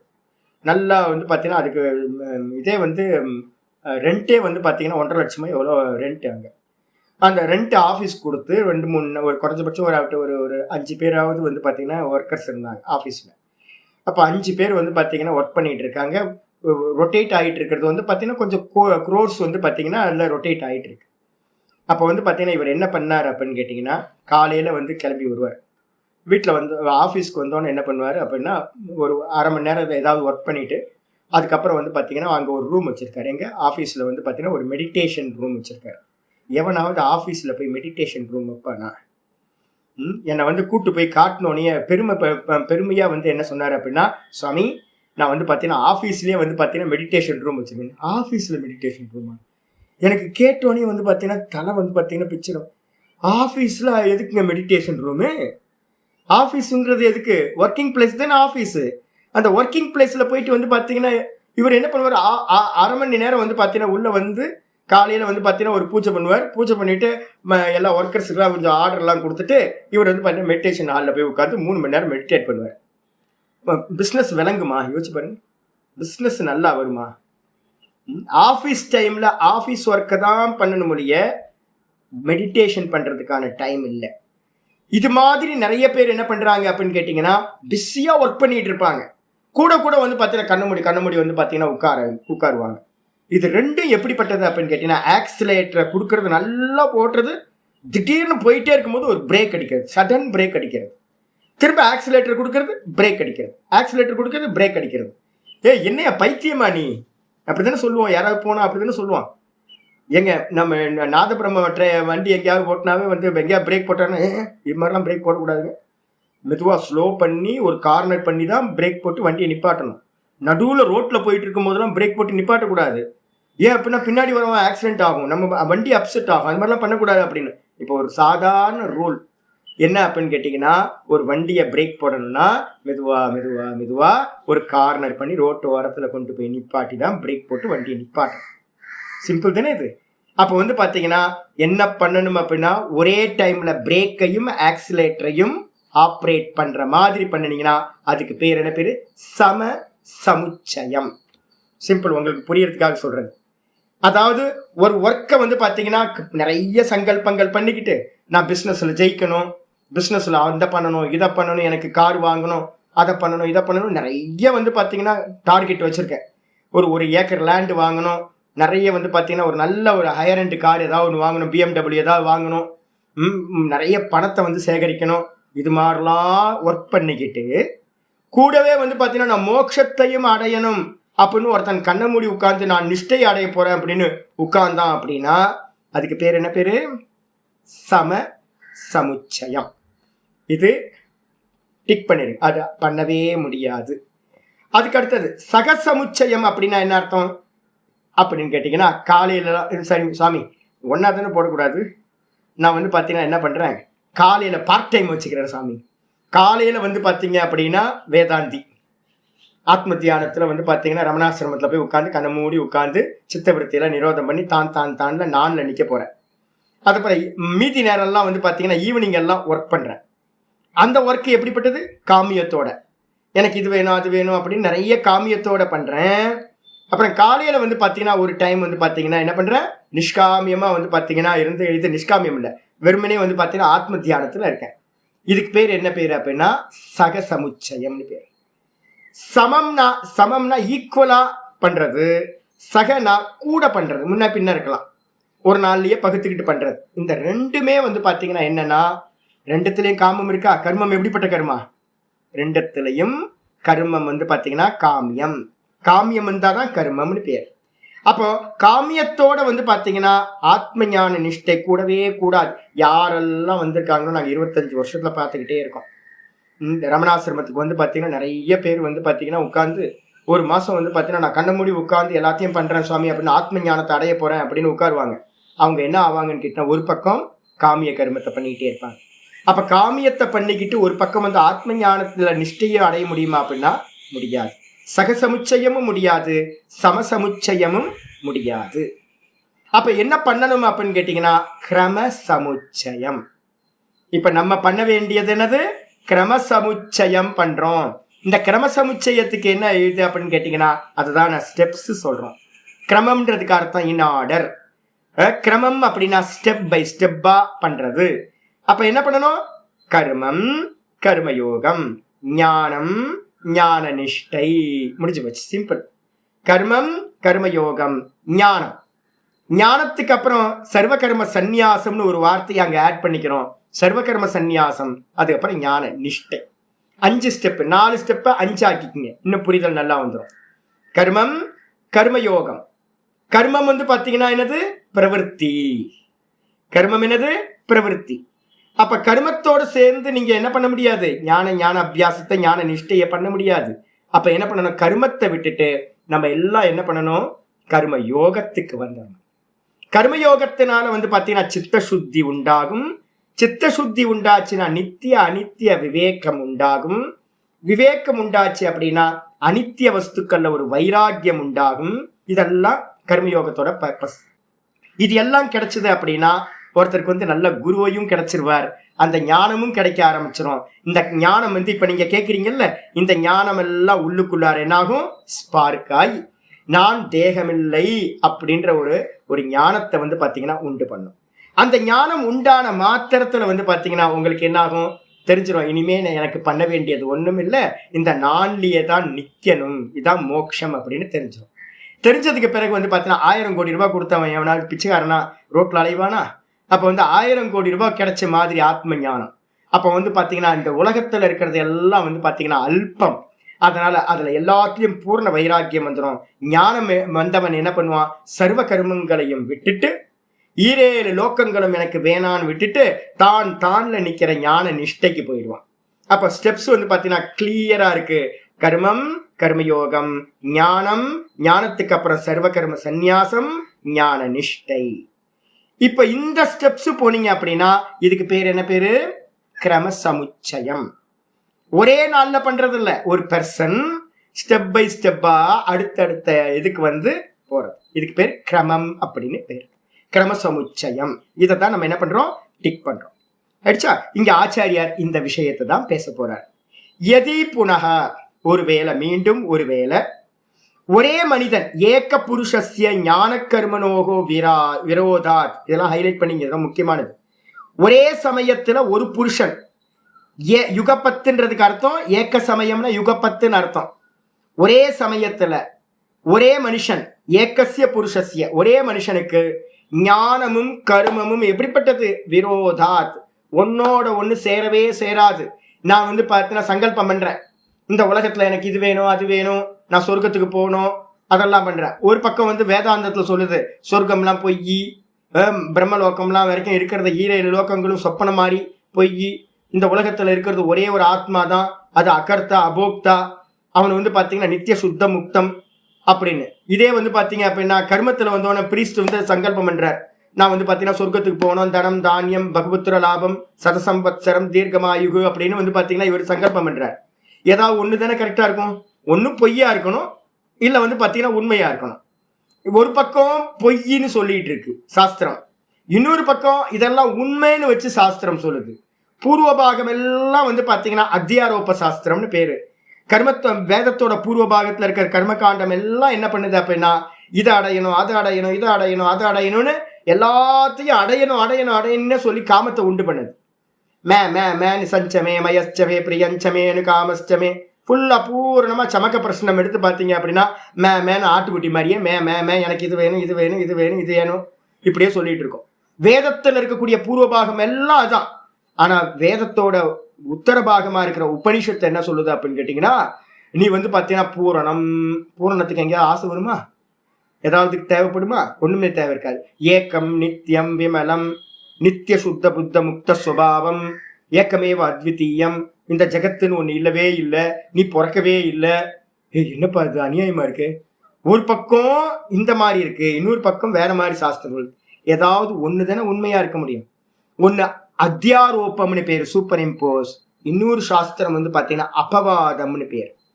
அத்தியாரோபம் பண்றது பூர்வபாகம் கர்மகாண்டம், அதே நேரத்துல வந்து பாத்தீங்கன்னா வேதாந்தம் என்ன பண்ணுது அபவாத சாஸ்திரம். எதெல்லாம் அத்தியாரோபம் பண்ணமோ அதை எல்லாத்தையும் நீக்கிறது. இந்த ரெண்டுத்தையும் ஒரே டைம்ல பண்ண முடியுமா, அதுக்காக தான் நான் என்ன பண்ணேன், ஒண்ணுக்கு ஒண்ணு விரோதம் பிரேக்கையும் ஆக்சிலேட்டரையும் ஏக்க சமயத்துல பண்ண முடியாது. ஒன்னு ஆக்சிலேட்டர் கொடுக்கறது கர்மகாண்டம், இந்த வேதாந்தம் நிவிர்த்தி பிரேக் போடுறது. இந்த ரெண்டுத்தையும் அப்ளை பண்ண முடியுமானா ஒண்ணுக்கு ஒண்ணு விரோதம். இதுதான் இங்க ஆச்சாரியார் சொல்றார், ஏகஸ்ய புருஷஸ்ய ஞான கர்மனோகோ விரோதாத். ஏகஸ்ய புருஷஸ்ய ஒரே புருஷனுக்கு ஞானமும் கர்மமும் விரோதமா இருக்கிறதுனால யுகபத்து அனுஷ்டானம். யுகபத்து அனுஷ்டானம்னு என்ன அர்த்தம், ஒரே சமயத்துல அனுஷ்டானம் செய்வது. ஒரே சமயத்துல வந்து பாத்தீங்கன்னா அனுஷ்டானம் பண்றதுன்றது ந சம்பவதி இல்ல, நடக்குது. என்ன ஆவான்னு கேட்டீங்கன்னா மேலே ஏறுவான் கீழே இறங்கும், அங்க அந்த இடத்துலயே நின்றுட்டு இருப்பான், ப்ராசஸ்ல இருப்பான். ஆனா வந்து பாத்தீங்கன்னா அவங்க சொல்லுவாங்க, இப்ப நான் நேற்று ஒருத்தர் சொன்னேன்ல, ரமணாசிரமத்துல இருந்து ஒருத்தர் என்கிட்ட வந்து கேட்டார், ரொம்ப நாளா தெரிஞ்சவர். அவர் சொன்னார், சாமி 15 வருஷம் ஆச்சு, 15 வருஷமா நானும் வந்து பாத்தீங்கன்னா தியானம் பண்ணிக்கிட்டே இருக்கேன், நான் வந்து பாத்தீங்கன்னா எங்க ஸ்டார்ட் பண்ணணும் அங்கேயே நிக்கிறேன் சாமி. நான் சொன்னேன், பெரிய ஞானம் செய்யுது, பெரிய ஞானம் அது. நான் வந்து அவர் வந்து பார்த்தேன் பேஸ்ன்னு தட்டி கொடுத்தேன். ஏன் அப்படின்னா 15 வருஷம் கழிச்சு உங்களுக்கு தெரிஞ்சிச்சு இல்லை அது. ஐயோ நம்ம வந்து பார்த்தீங்கன்னா ஸ்டார்டிங் பாயிண்ட்லயே இருக்கிறோம், இன்னும் நமக்கு ப்ராக்ரஸே ஆகலைன்னு தெரியறது ஒரு ஞானம் தானே. அப்போ இனிமேலாவது என்ன பண்ணணுன்றதை பண்ண ஆரம்பிங்கன்னு அவருக்கு ஸ்டெப்ஸ் வந்து பார்த்தீங்கன்னா இதெல்லாம் பண்ணணும் அப்படின்னு சொல்லி கொடுத்தோன்னே, ஓ இதெல்லாம் பண்ணணுமா சாமி அப்படின்னு எடுத்தோன்னே ஒருத்தன் வந்து பார்த்தீங்க அப்படின்னா பிஹெச்ல போய் உட்கார்ந்தானா, இன்னும் எலிமெண்ட்ரி ஸ்கூலே கம்ப்ளீட் பண்ணல. அவன் எலிமெண்ட்ரி ஸ்கூலே கம்ப்ளீட் பண்ணாதவன் பிஹெச்ல போய் உட்கார்ந்து என்ன பண்ண முடியும், சாதிக்க முடியும்? மெச்சூரிட்டிக்காக தானே அடுத்தடுத்த கிளாஸ் வந்து தானே நீங்கள் போய் உட்கார்ந்தா தானே சரியா இருக்கும். ராக்கெட் இன்ஜினை பற்றி படிக்கிறதுக்கு எடுத்தவன் 3ஆம் கிளாஸ் பையனுக்கு வந்து பார்த்தீங்கன்னா ராக்கெட் இன்ஜினை பற்றி பேசுனீங்கன்னா என்ன புரியும் உங்களுக்கு? அப்போ வந்து பார்த்தீங்கன்னா தெளிவாக தெரியுது, ரெண்டுத்தையும் என்ன பண்ண முடியாது. ஏக்க சமயத்துல ஒரு மனிதன் கர்மத்தையும் ஞானத்தையும் சேர்ந்து அனுஷ்டானம் செய்வது என்பது ந சம்பவதி, முடியவே முடியாது.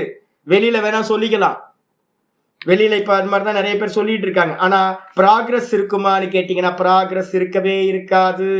அப்ப என்ன பண்ணணும், இது பின்ன புருஷ அனுஷ்டேயத்துவம் பகவதா பூர்வம் முக்தம் சியாத். அப்போ வந்து பார்த்தீங்கன்னா ஏதாவது சன்னியாசிகள் ஞானத்தை அபியாசம் பண்ணிக்கிட்டோம், நம்மளாலாம் பண்ண முடியாது அப்படி சொல்லிடலாமா? இமயமலையில் வந்து பார்த்தீங்கன்னா யாராவது சன்னியாசிகள் இருப்பாங்க, காசியில் வந்து பார்த்தீங்கன்னா ஹரித்வாரில், காசியில், மதுரா, பிருந்தாவனில், ஹரித்வார், ரிஷிகேஷில் வந்து இமயமலையிலலாம் வந்து பார்த்தீங்கன்னா உத்தரகாசிலலாம் இருப்பாங்க. நமக்கு முடியாது சாமி, அப்படி விட்டுறலாமா? வேற வேற மனுஷனுக்காக தான் பண்ண முடியும், ஒரே மனுஷன் பண்ண முடியாது. அப்ப ஒரே மனுஷன் பண்ண முடியாது அப்படின்னா பின்ன புருஷ அனுஷ்டேயத்துவம் பகவதா பூர்வம் முக்தம் சியாத். ஒருவேளை பகவான் வந்து பார்த்தீங்கன்னா வேற வேற ஆளாலத்தான் இது பண்ண முடியும் அப்படின்னா அயம் பிரஷ்னக உபபன்னக, அப்பதான் இந்த இந்த கேள்வி வந்து பார்த்தீங்கன்னா பொருந்தும். எது அர்ஜுனன் கேட்கிறான்ல ஜியாயசி சேத் அப்படின்னு. அப்போ வந்து பார்த்தீங்கன்னா ஒரே ஆள் கர்ம ஞானத்தை சேர்த்து அனுஷ்டானம் பண்ண முடியாதுன்ற சூழ்நிலையில அர்ஜுனன் வந்து பார்த்தீங்கன்னா என்ன பண்றான், கேள்வி கேட்கிறான். நான் ரெண்டுத்தையும் சேர்ந்து பண்ண முடியாது, அப்போ நான் வந்து ஞானத்துக்கு பக்கம் நான் போறேன், ஆனா நீ வந்து பார்த்தீங்கன்னா என்ன கர்மம் பண்ண சொல்ற அப்படின்ற கேள்வி வந்து பார்த்தீங்கன்னா இப்பதான் பொருந்தி வரும். அப்ப என்ன அர்த்தம்னா ஒரு மனிதன் ரெண்டத்தையும் சேர்த்து அனுஷ்டானம் பண்ண முடியாதுன்ற நிலையில தான் அர்ஜுனனோட கேள்வி சூட்டபிளா ஆகும். ஏதாவது ஒன்ன சொல்லு அப்படின்னு ஆயிடுச்சா. அதுக்கப்புறம் அவிவேகத்தக பிரஷ்ன கல்பனாயாம் அப்படி, இதுல தமிழ்ல வந்து இதுக்கு முன்னாடி பேஜ்ல இதுல தமிழ்ல வந்து என்று முன்பே பகவானால் சொல்லதுன்னு இருக்கு பாருங்க, சொல்லப்பட்டது என்றால் அப்படின்ற வார்த்தை இருக்கும். சொல்லதுன்னு ஏதோ ஒரு பட்டது விட்டு போயிருக்கு. என்று முன்பே பகவானால் சொல்லப்பட்டது என்றால், சொல்லதுன்னு இருக்கு, சொல்லப்பட்டது அப்படின்னு இருக்கு, பட்டன்னு விட்டு போயிருக்கு. இதுக்கப்புறம் ஒருவேளை வந்து பாத்தீங்கன்னா அர்ஜுனன் வந்து பாத்தீங்கன்னா அந்த பிரஷ்னத்தை வந்து அவிவேகத்தக பிரஷ்ன கல்பனாயாம், அதுக்கும் வந்து பாத்தீங்கன்னா தமிழ்ல எக்ஸ்ட்ரா எழுதிக்கிங்க. ஒருவேளை அவ்வாறு தவறாக கல்பனை செய்து கேள்வி கேட்கின்றான் என்றாலும் கூட, பகவான் வந்து என்ன பண்ணிருக்கார், ரெண்டுத்தையும் சேர்த்து அனுஷ்டானம் பண்ணலான்னு சொல்லியிருக்காரு. இவன் தான் தப்பா புரிஞ்சுக்கிட்டு ஏதாவது ஒன்னு சொல்லுங்க சாமி அப்படின்னு இவன் தப்பா கேட்கிறான்னு ஒரு கல்பனை பண்ணினான். அர்ஜுனனோட கேள்வி வந்து பாத்தீங்கன்னா தவறா புரிஞ்சுக்கிட்டு கேள்வி கேட்கிறான் அப்படின்னு வச்சுக்கோங்களேன். இதை வந்து பாத்தீங்கன்னா அப்படியே 18வது சாப்டர்ல ஒரு எக்ஸாம்பிள் சொன்னார் ஆச்சாரியார். 18வது சாப்டர்ல நம்ம என்ன பண்ணிட்டு இருக்கோம், ஆரம்பத்துல ஒரு பாஷ்யம் ஒன்று பார்த்தோம். ஒரு வைத்தியரோட எக்ஸாம்பிள் வந்து பார்த்தீங்கன்னா ஆச்சாரியார் வந்து பார்த்தீங்கன்னா சொன்னார், ஒருத்தனுக்கு பாடி ரொம்ப டெம்பரேச்சர் அதிகம், ஹீட் ரொம்ப சூடு. அந்த டாக்டர் போனோன்னு, வைத்தியர்கிட்ட போனோன்னு எனக்கு ரொம்ப சூடாக இருக்குது உடம்பு, எனக்கு ஏதாவது வந்து பார்த்தீங்கன்னா அதுக்கு மருந்து கொடுங்க அப்படின்னோன்னு டாக்டர் சொல்கிறார் என்னன்னு கேட்டிங்கன்னா மதுரம் சீத்தம் ச போக்தவ்யம். இது என்ன பண்ணுறாரு, அவர் ஒரு மெடிசன் சொல்கிறார், இனிப்பு சாப்பிடுங்க, கூட வந்து பார்த்தீங்க அப்படின்னா குளிர்ச்சியான பதார்த்தங்களை அதிகமாக சேர்த்துக்குங்க, நல்லா நீர்க்காயாக சொரக்காய் பூசணிக்காய் இது மாதிரி நல்ல நீர்க்காய்களாக சேர்த்துங்க, தர்பூசணி இது மாதிரிலாம். கூட வந்து பார்த்தீங்க அப்படின்னா இனிப்பு சாப்பிடுங்க. இந்த ரெண்டும் சேர்த்திங்க அப்படின்னா உங்களுக்கு என்ன ஆகும் அப்படின்னா பித்தம் வந்து பார்த்தீங்கன்னா கம்மியாகும் அப்படின்னு சொல்கிறார். எத்தனை சொல்கிறார், 2 சொல்கிறார். மதுரம் சீத்தம், இனிப்பு சாப்பிடுங்க, குளிர்ச்சியான பதார்த்தம் சாப்பிடுங்கன்னு. இதை ரெண்டுத்தையும் சொன்னதுக்கு பிறகு ஒருத்தன் கேள்வி கேட்பானா, ஏதாவது ஒன்று சொல்லுங்க சாமி அப்படின்னு. 2 சொல்லியிருக்கேன் அப்படின்னா நீ வந்து 1 கேட்குற, நான் 2 தானே சொன்னேன், நான் 2 சேர்த்து தானே பண்ண சொல்லியிருக்கேன், சீத்தமானதை சாப்பிடு இனிப்பானதை சாப்பிடுன்னு. கேள்வி உனக்கு புரிஞ்சுதா இல்லையா? நான் 2 தான் சாப்பிட சொல்லியிருக்கேன், நீ 2த்துல ஏதாவது ஒன்றுன்னு நான் சொல்லவே இல்லை, அதனால திருத்திக்கோ, உன் கொஸ்டினை திருத்திக்கோ. என்ன பண்ண அப்படின்னா 2த்தையும் சாப்பிடணும், அதனால நீ கேட்குற கேள்வி தப்பு அப்படின்னு மருத்துவர் என்ன பண்ணுவார், வைத்தியர் என்ன பண்ணுவார், கரெக்ஷன் பண்ணுவார்ல, நீ கேட்டது தப்புப்பா அப்படின்னு.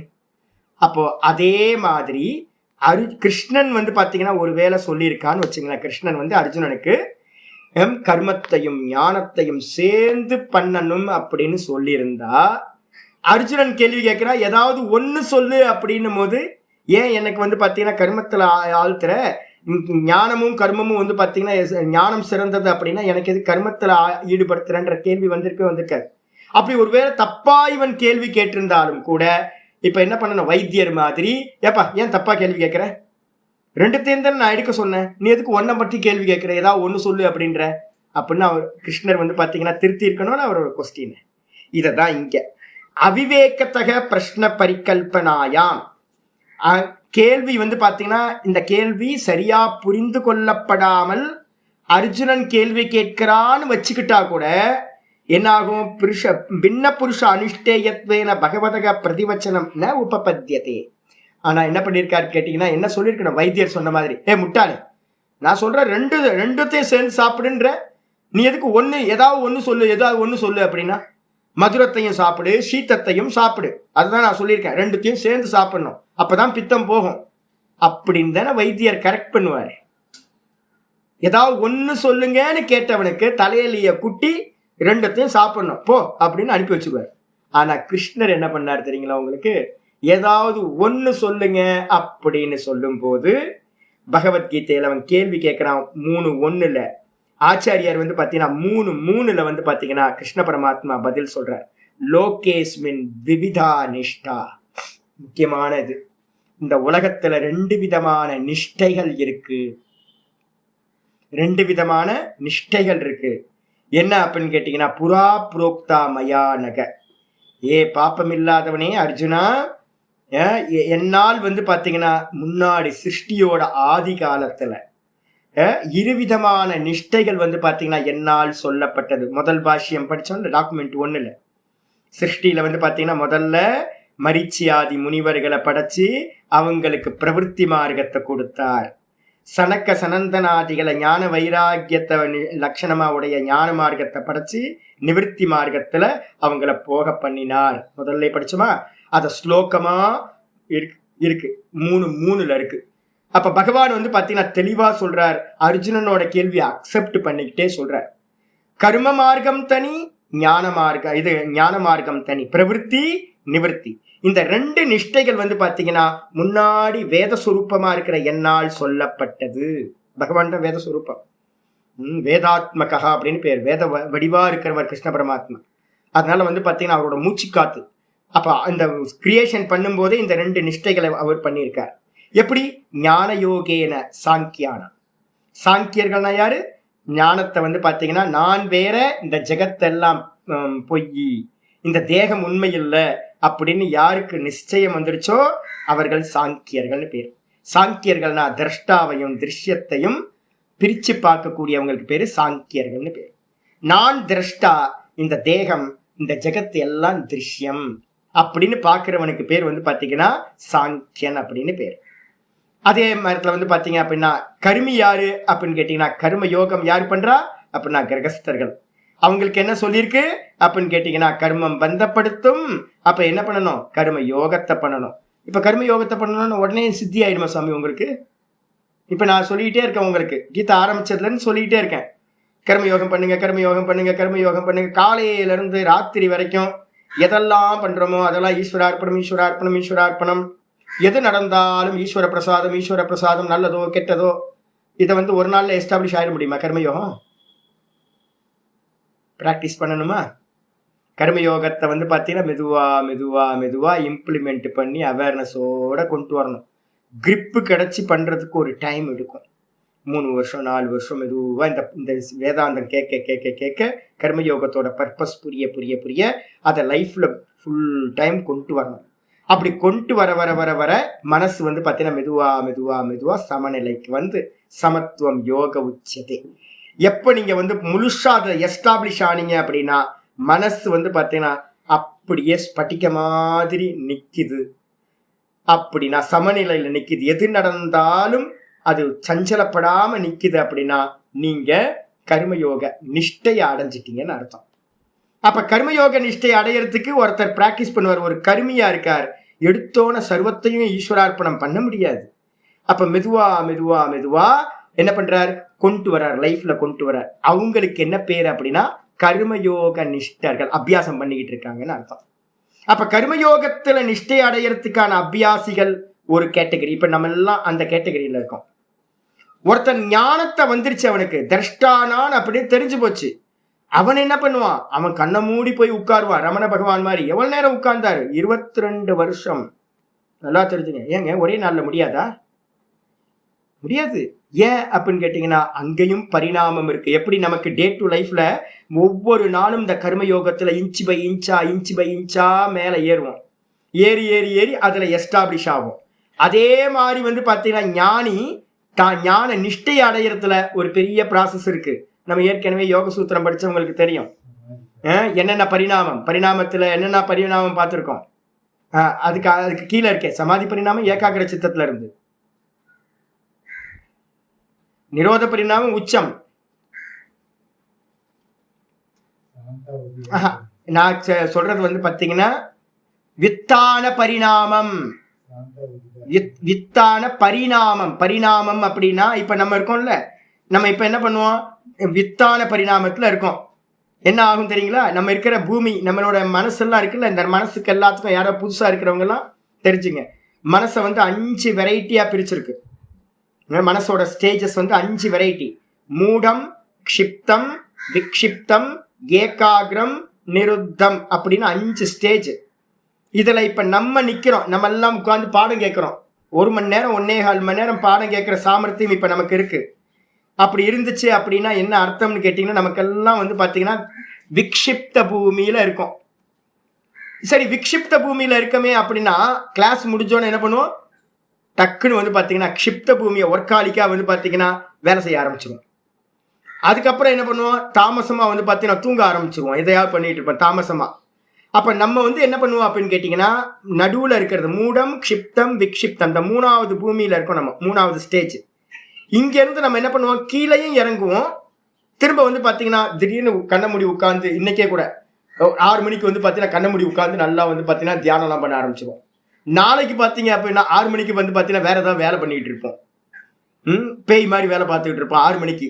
அப்ப மறுநாள் உட்கார முடியுமா, உட்கார முடியாது, உட்கார்ந்தா சஞ்சலம் ஆகும். அப்ப நம்மளோட மனசு மேல போகும் கீழே இறங்கும், மேல போகும் கீழே இறங்கும், அப் அண்ட் டவுன்ஸ். இது மாதிரி நம்ம பூமி வந்து நம்ம இடத்துல இருந்து சில சமயம் முனிவன் மாதிரி ஏகாகிர சித்தத்துல உட்கார்ந்து என்ன பண்ணுவோம், தியானமும் பண்ணுவோம். அதுல சஸ்டெயின் பண்ண முடியுமா, நான் முடியாம கீழே இறங்கி என்ன பண்ணுவோம், விக்ஷிப்த பூமியில தர்ம காரியத்துல ஈடுபடுவோம். இல்ல அப்படின்னா ஒர்க்காலிக்கா இருந்து க்ஷிப்த பூமிக்கு வருவோம்.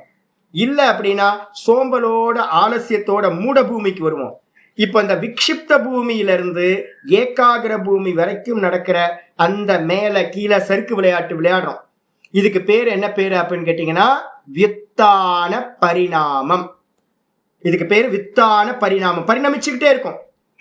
இதுக்கப்புறம் வந்து பாத்தீங்கன்னா எப்ப நம்ம ஃபர்ஸ்ட் எடுத்தோன்னே இந்த ஏகாகிர சித்தத்துக்குள்ளார போறோமோ, ஏதாவது ஒன்றுல மைண்ட் ஃபுல் ஃபோக்கஸ்டா கான்சென்ட்ரேஷன் ஒரு ஜபத்திலேயோ தியானத்திலேயோ ஃபிக்ஸ் ஆயிடுச்சோ, அப்ப என்ன ஆகும்னு கேட்டீங்கன்னா அங்கிருந்து ஒரு growth ஸ்டெப்பா நடக்கும். 70% சத்துவ குணத்திலிருந்து 95% சத்துவ குணம் வரைக்கும் மெதுவா ஒவ்வொரு நாளும் அந்த அனுஷ்டானம் அபியாசம் அதிகமாக அதிகமாக அதிகமாக மெதுவா மெதுவா இன்ச் பை இன்ச்சா மேல போகும். அதுக்கு என்ன பரிணாமம்னு கேட்டா சமாதி பரிணாமம் அப்படின்னு பேர்.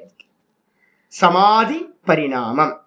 இதுக்கு அப்புறம் வந்து பாத்தீங்க அப்படின்னா அடுத்த பரிணாமம் என்னது அப்படின்னு கேட்டீங்கன்னா, ஒருத்தன் வந்து பாத்தீங்கன்னா சமாதி பரிணாமத்துக்கு அப்புறம் சொரூபத்துல நிஷ்டை ஆகிறது 98% சத்துவ குணத்துக்கு மேல போறது. அந்த மேல போகும்போது சொரூபத்துக்கு போவான், திரும்ப அங்கிருந்து கீழே இறங்குவான். சொரூபத்துல நிப்பான், திரும்ப கீழே இறங்குவான். சொரூபத்துல நிப்பான், திரும்ப கீழே இறங்குவான். இதே மாதிரி ஒரு ஜிக்ஸாக்கா வந்து பாத்தீங்கன்னா ஜீவனம் போயிட்டே இருக்கும். நிஷ்டை அடையிறது, நிஷ்டையிலிருந்து கீழே இறங்குறது, திரும்ப நிஷ்டை அடையிறது, கீழே இறங்குறது. இது மெதுவா மெதுவா மெதுவா நாளாக நாளாக நாகல 100% நிஷ்டையா கைகூடியது.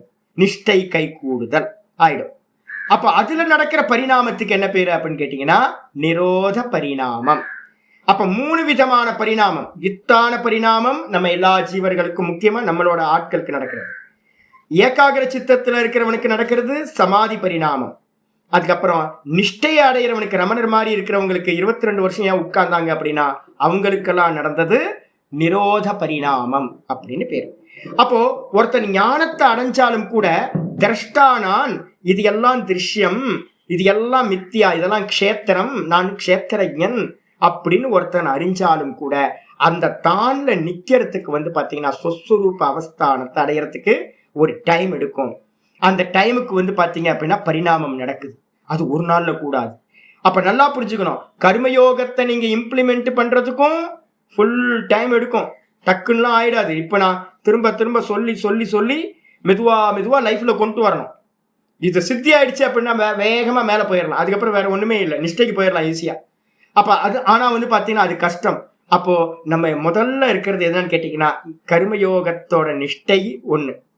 அதுக்கப்புறம் ஞானத்தை அடைஞ்சவன் ஞான நிஷ்டையை அடையறதுக்கான நிரோத பரிணாமத்துல டிராவல் பண்றது அடுத்த கேட்டகரி. சமாதி பரிணாமம், நிரோத பரிணாமம்.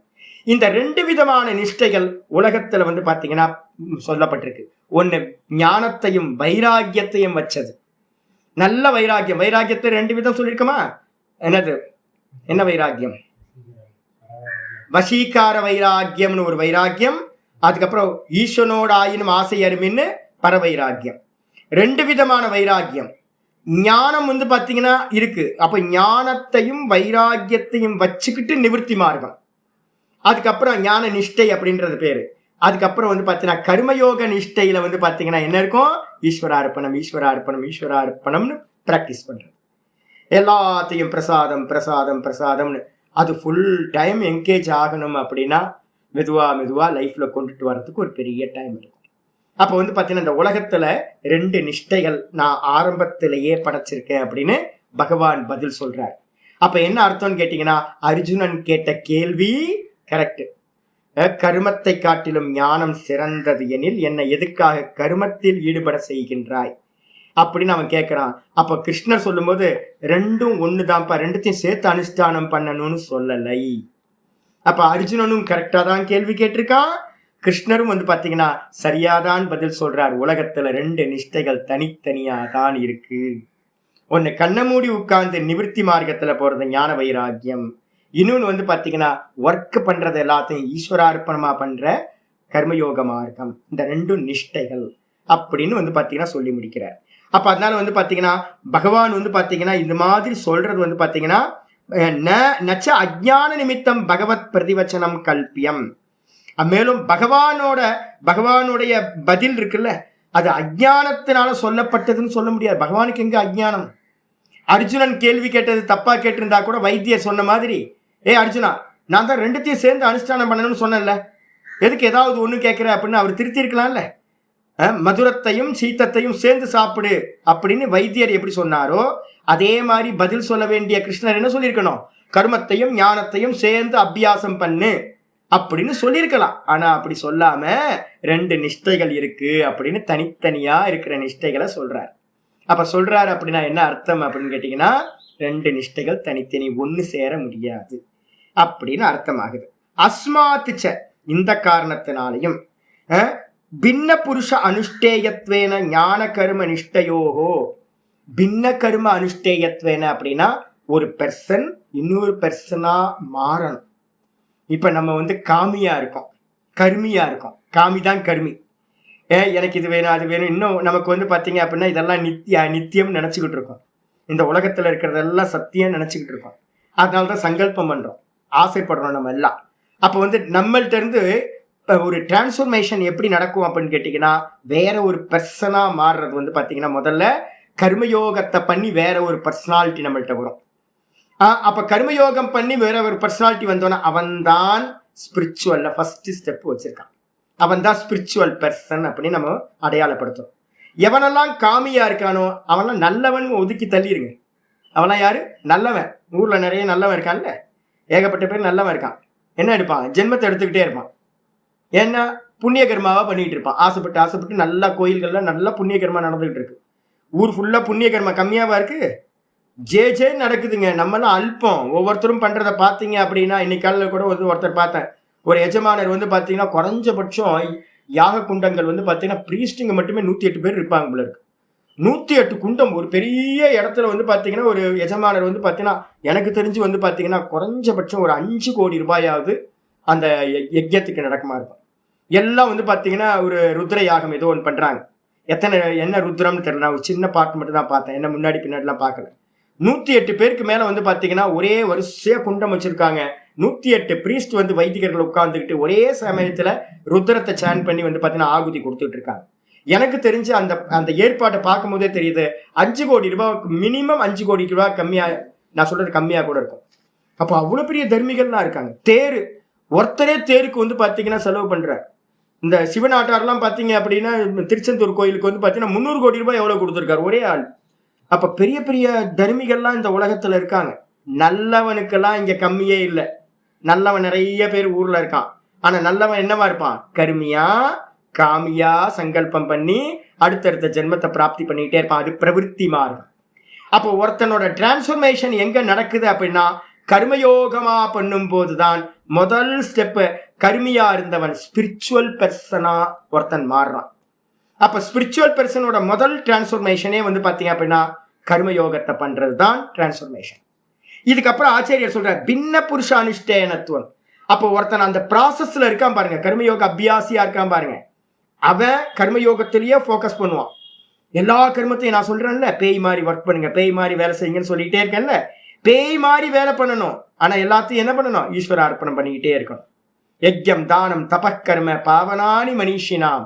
யஜ்யத்தையும் தானத்தையும் தபஸையும் பஞ்சமகா யஜ்யங்களையும் நித்திய சந்தியா வந்தனத்தையும் நித்திய கர்மங்களையும் விடாம பித்திரு கர்மங்களையும் விடாம பண்ணிட்டு இருக்கணும். ஆனா என்ன பண்ணணும்? பின்னாடி ஈஸ்வரார்ப்பணம் ஈஸ்வரார்ப்பணம் ஈஸ்வரார்ப்பணம்னு போட்டுக்கிட்டே இருக்கணும்.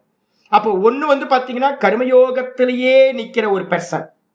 இன்னொருத்தன் என்ன பண்றான்? எல்லாத்தையும் விட்டுட்டு மரத்தடியில உட்காந்துட்டு பாத்தீங்கன்னா அகம் அகம் அகம் அகம்னு ஒரு குகையில உட்காந்துட்டு அகம் அகம் அகம் அகம்னு சமாதிய பரிணாமத்தையும் நிரோத பரிணாமத்தையும் அடையிற ப்ராசஸ்ல இருக்கான். அப்ப பாத்தீங்கன்னா ரெண்டும் ஒரே ஆள் பண்ண முடியுமா? அப்ப நான் பண்ண முடியாது. ஒர்க் பண்ணா பாத்தீங்கன்னா சித்தம் சஞ்சலமாகும். அவன் பாத்தீங்கன்னா என்ன பண்ண முடியாது? உட்கார முடியாது. இதே கர்மயோகத்துல ஒருத்தன் எஸ்டாப்ளிஷ் ஆயிட்டானா சமத்துவம் யோக உச்சியதே. அப்ப கர்மயோகம் எதுக்கு தெரியுங்களா வச்சிருக்கு? கர்மயோகம் ஞான நிஷ்டைக்கு போய் நீங்க உட்காரணும். அப்படின்னா கண்ணை மூடி உட்காரணும், சித்த சஞ்சலம் இல்லாம உட்காரணும். நீண்ட நேரம் பாத்தீங்கன்னா ஆத்மாலேயே எஸ்டாப்ளிஷ் ஆகணும்னா உங்களுக்கு ஒரு சமநிலை தேவைப்படுது. அந்த சமநிலை பாத்தீங்கன்னா மனசோட சமநிலை தொந்துவங்களை தாண்டி இருக்கிறது. வெயிலோ குளிரோ பசியோ தாகமோ மானமோ அபமானமோ சுகமோ துக்கமோ எது வந்தாலும் சஞ்சல மனசுல எந்த சஞ்சலம் இல்லாம நல்ல ஸ்டெபிலிட்டியோட இருக்கிறது. அது இருந்தாதான் ரமண பகவான் மாதிரி எல்லாத்தையும் விட்டுட்டு பேசாம ஒரு குகையில உட்கார்ந்து ஆத்மனிஷ்டை அடைய முடியும். அப்ப அதுக்கு எது தயார்படுத்தும் நம்மள அப்படின்னு கேட்டீங்கன்னா கர்மயோகம்.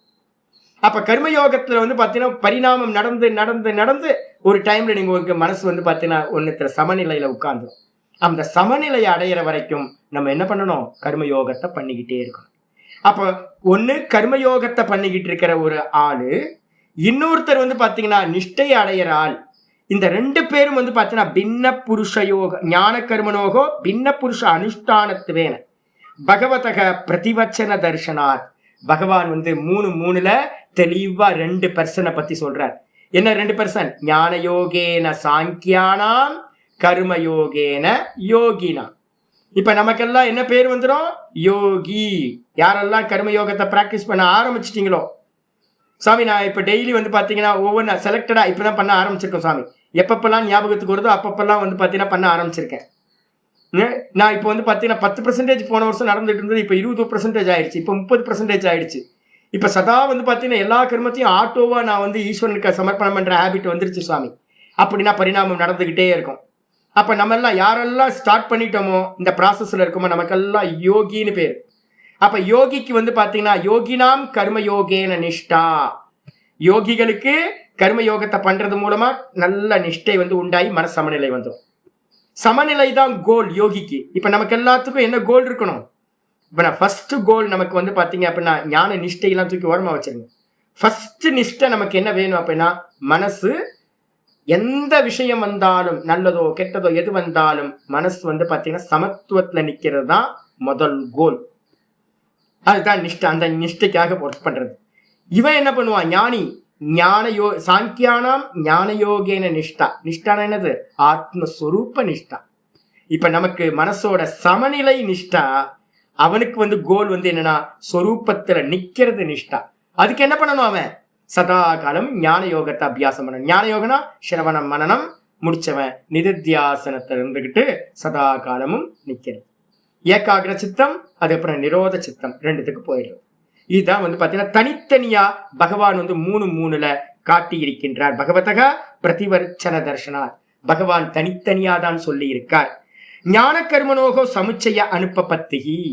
ஞானத்தையும் கர்மத்தையும் ஒரே பர்சன் அனுஷ்டானம் பண்ண முடியாது அப்படின்னு பாத்தீங்கன்னா தெரிஞ்சுக்கணும். இதுல பாத்தீங்கன்னா அடுத்த ஆச்சரிய சொல்ற தஸ்மாத். ஆகினால் எப்பெல்லாம் தஸ்மாத்னு வருதோ அங்கெல்லாம் கன்க்ளூஷன் அர்த்தம். ஹைலைட் பண்ணிக்கணும்.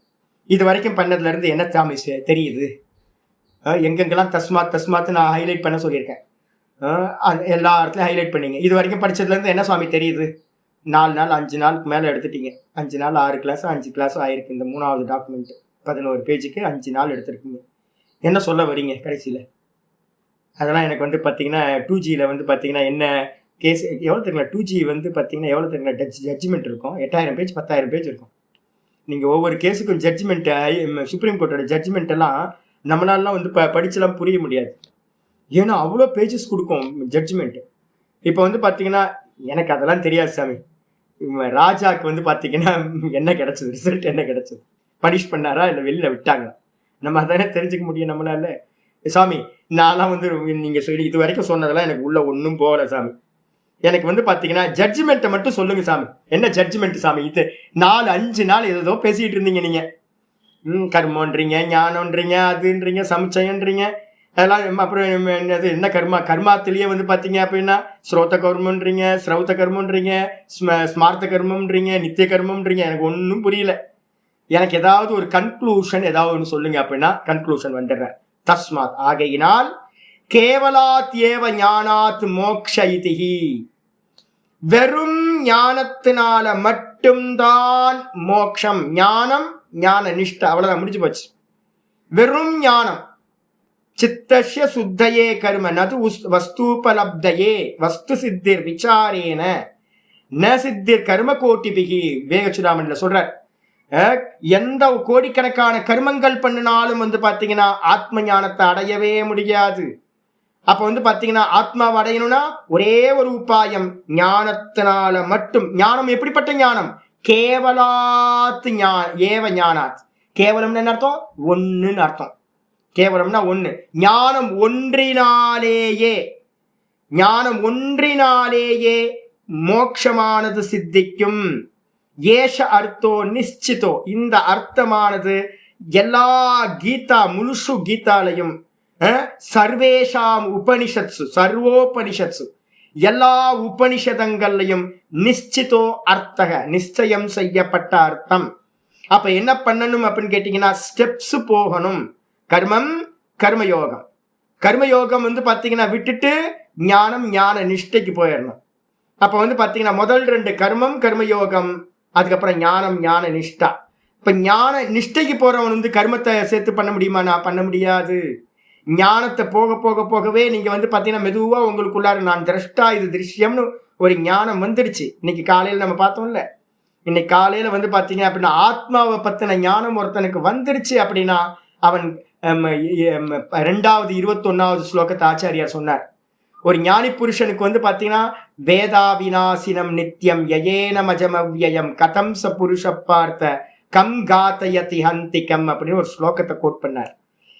ஒரு புருஷனுக்கு வந்து, ஒரு ஞானி புருஷனுக்கு நான் பிறப்பில்லாதவன், நான் இறப்பில்லாதவன், நான் எப்பவுமே இருக்கிறவன், நிர்விகாரி, நான் கர்த்தா இல்லை, போக்தா இல்லை அப்படின்னு ஒரு ஞானம் வந்துடுச்சு அப்படின்னா அவன் எந்த ஒரு கர்மத்தையும் செய்ய மாட்டான். அப்ப அவன் கர்மம், ஏன்னா எல்லாமே பொய்யா தெரிஞ்சிடும். தன்னை நித்தியம்னு நினைச்சுக்கிட்டு மீதி எல்லாம் காட்சிகள் அப்படின்னு ஒருத்தனுக்கு ஞானம் வந்துடுச்சு அப்படின்னா சொப்பனத்திலேயே காட்சிகளா இருக்கிற பொய்யானதுல வந்து ஏதாவது அவன் பண்ண ஆசைப்படுவானா? கிம் காத்தயதி கதம் ச புருஷ பார்த்த கம் காத்தயதி கம் ஹந்திகம். அவன் சொல்லும்போதே சொல்றார், யாரை கொல்வான், யாரை கொல்விப்பான். அப்ப வந்து பாத்தீங்கன்னா அவன் கர்த்தாவாகவும் ஆக மாட்டான், போக்தாவாகவும் ஆக மாட்டான், யாரையும் கொல்லவும் ஆள வச்சும் எந்த காரியத்தையும் பண்ண மாட்டான். அப்ப ஆத்மாவை அறிந்தவன் என்ன பண்ணுவான் அப்படின்னு கேட்டீங்கன்னா சர்வ கர்மங்களையும் விட்டுட்டு நிஷ்டைக்கு போயிடுவான். ஆத்மாவை அறியாதவங்களுக்கு தான் இதெல்லாம் சத்தியமா தெரியுது. அப்ப சத்தியமா தெரியறவங்க என்ன பண்ணணும்? மெதுவா மெதுவா கர்மயோகத்தை ஈஸ்வர அர்ப்பணமா பண்ணிக்கிட்டு சித்த சமநிலை அடைஞ்சு ஞானத்தை அடையறதுக்கு முயற்சி பண்ணும். ஞானத்தை அடைஞ்சவன் என்ன பண்ணும்? வெறும் ஞானத்தினால ரமண பகவான் என்ன பண்ணார்? வேற எதையும் மிக்ஸ் பண்ணவே இல்லை. அழகா கண்ண மூடி உட்கார்ந்து, ரிஷிகள் எல்லாம் அதான் பண்ணாங்க.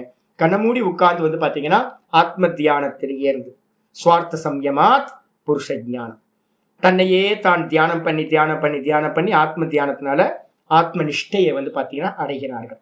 அப்ப வந்து பாத்தீங்கன்னா வெறும் ஞானத்தினால மட்டும்தான் மோட்சம் என்பது எல்லா உபனிஷத்து, எல்லா கீதையோட நிச்சயிக்கப்பட்ட அர்த்தமா இருக்கு. அதனால ஞான கர்மனோகோ ஏக்கம் வத நிச்சித்திய இதி. அப்ப கேள்விக்கு ஆன்சர் என்ன சாமி? 3வது அத்தியாயத்துல முதல் கேள்வி அர்ஜுனன் கேட்டிருக்கான். நம்ம தான் அர்ஜுனன். யாரு? நம்ம தான், ஒவ்வொருத்தரும் அர்ஜுனன். நம்ம வந்து பார்த்தீங்கன்னா கேட்குறோம், சாமி அப்போ வந்து பார்த்தீங்கன்னா ஞானத்தினால ஞான நிஷ்டைனால மோட்சம், அப்போ நம்ம அப்படியே பண்ணிடலாமா சாமி? அப்படியே பண்ணிடலாமா? வாங்கல. யாராவது ஒருத்தர் வந்து பார்த்தீங்கன்னா என்கிட்ட வந்து அடிக்கடி ஒருத்தர் சொல்லுவார், சாமி நான் இதெல்லாம் பெரிய சம்சாரம் சாமி. நான் உடனே சொல்லுவேன், வாங்க கிளம்பி வந்துடுங்க, அப்படியே ஒய்ஃபு குழந்தைங்க எல்லாத்தையும் விட்டு வந்துடுங்க, வாங்க வாங்க, பக்கத்து ரூமில் காலியாக தான் இருக்குது, வந்துருங்க, அப்படியே வந்துருங்க, எனக்கு என் பக்கத்தில் வந்து உட்காந்து அனுஷ்டானம் பண்ணுங்க அப்படின்னு. சாமி ஒய்ஃப் இருக்கால சாமி, காதல் மனைவி தானே, இப்போ விட்டு வர முடியுமா? 2 குழந்தைங்க இருக்குல்ல, 2 பசங்களுக்கு கல்யாணம் பண்ணணும்ல, கல்யாணம் பண்ணி எல்லாத்தையும் பார்த்து முடியுமா? வைராக்கியம் வருதா? வைராக்கியம் வரல. எல்லாம் தோற்றம் மாத்திரன்னு நமக்கு புத்தி வருமா? எப்படிங்க வரும்? ஒய்ஃப் எப்படிங்க தோற்றம் மாத்திரம்? வெறும் திருஷ்யமா? என்னோட ஒய்ஃப் திருஷ்யமா? ஏங்க லவ் பண்ணி தாங்க கல்யாணம் பண்ணியிருக்கோம் நாங்கள், எப்படி திருஷ்யம்? 2 பசங்களை வந்து 20 வயசு 25 வயசு வரைக்கும் வளர்த்து கல்யாண ரேஞ்சில் இருக்கானுங்க. அவங்கள வந்து பார்த்தீங்கன்னா நான் வந்து பார்த்தீங்கன்னா திருஷ்யம்னு சொல்ல முடியுமா? என்னோட அப்பா அம்மாவை திருஷ்யம்னு சொல்ல முடியுமா? இந்த உலகத்தை திருஷ்யம்னு சொல்ல முடியுமா? அப்போ சொல்ல முடியலல்ல. அப்போ சொல்ல முடியலன்னா என்ன அர்த்தம்? இன்னும் நமக்கு ஞானம் வரல.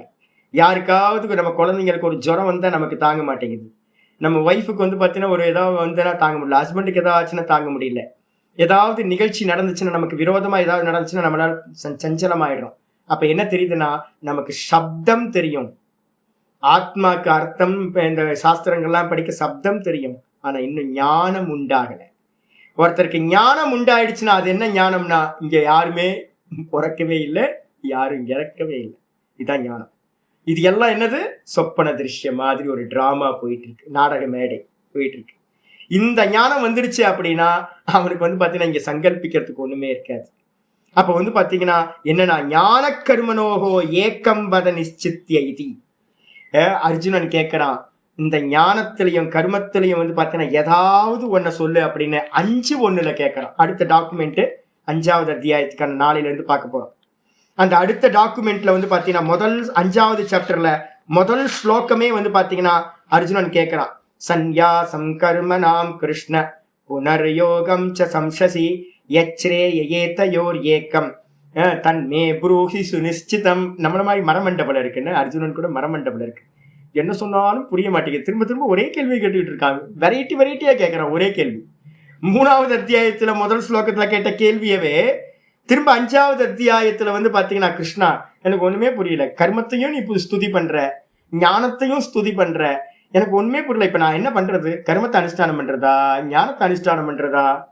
ஏதாவது ஒண்ணு வந்து பாத்தீங்கன்னா எனக்கு ஒன்றும் புரியலப்பா, நீ ஏன் கன்க்ளூஷனுக்கு வந்து எனக்கு கன்க்ளூஷனுக்கு வர முடியல, நீயே கன்க்ளூஷனுக்கு வந்து நீயே எனக்கு ஏதாவது பிரிஸ்கிரைப் பண்ணு அப்படின்னு 5வது அத்தியாயத்துல ஆரம்பிக்கிறான். நாளைக்கு பாடம் அங்கிருந்து ஆரம்பிக்க போகுது.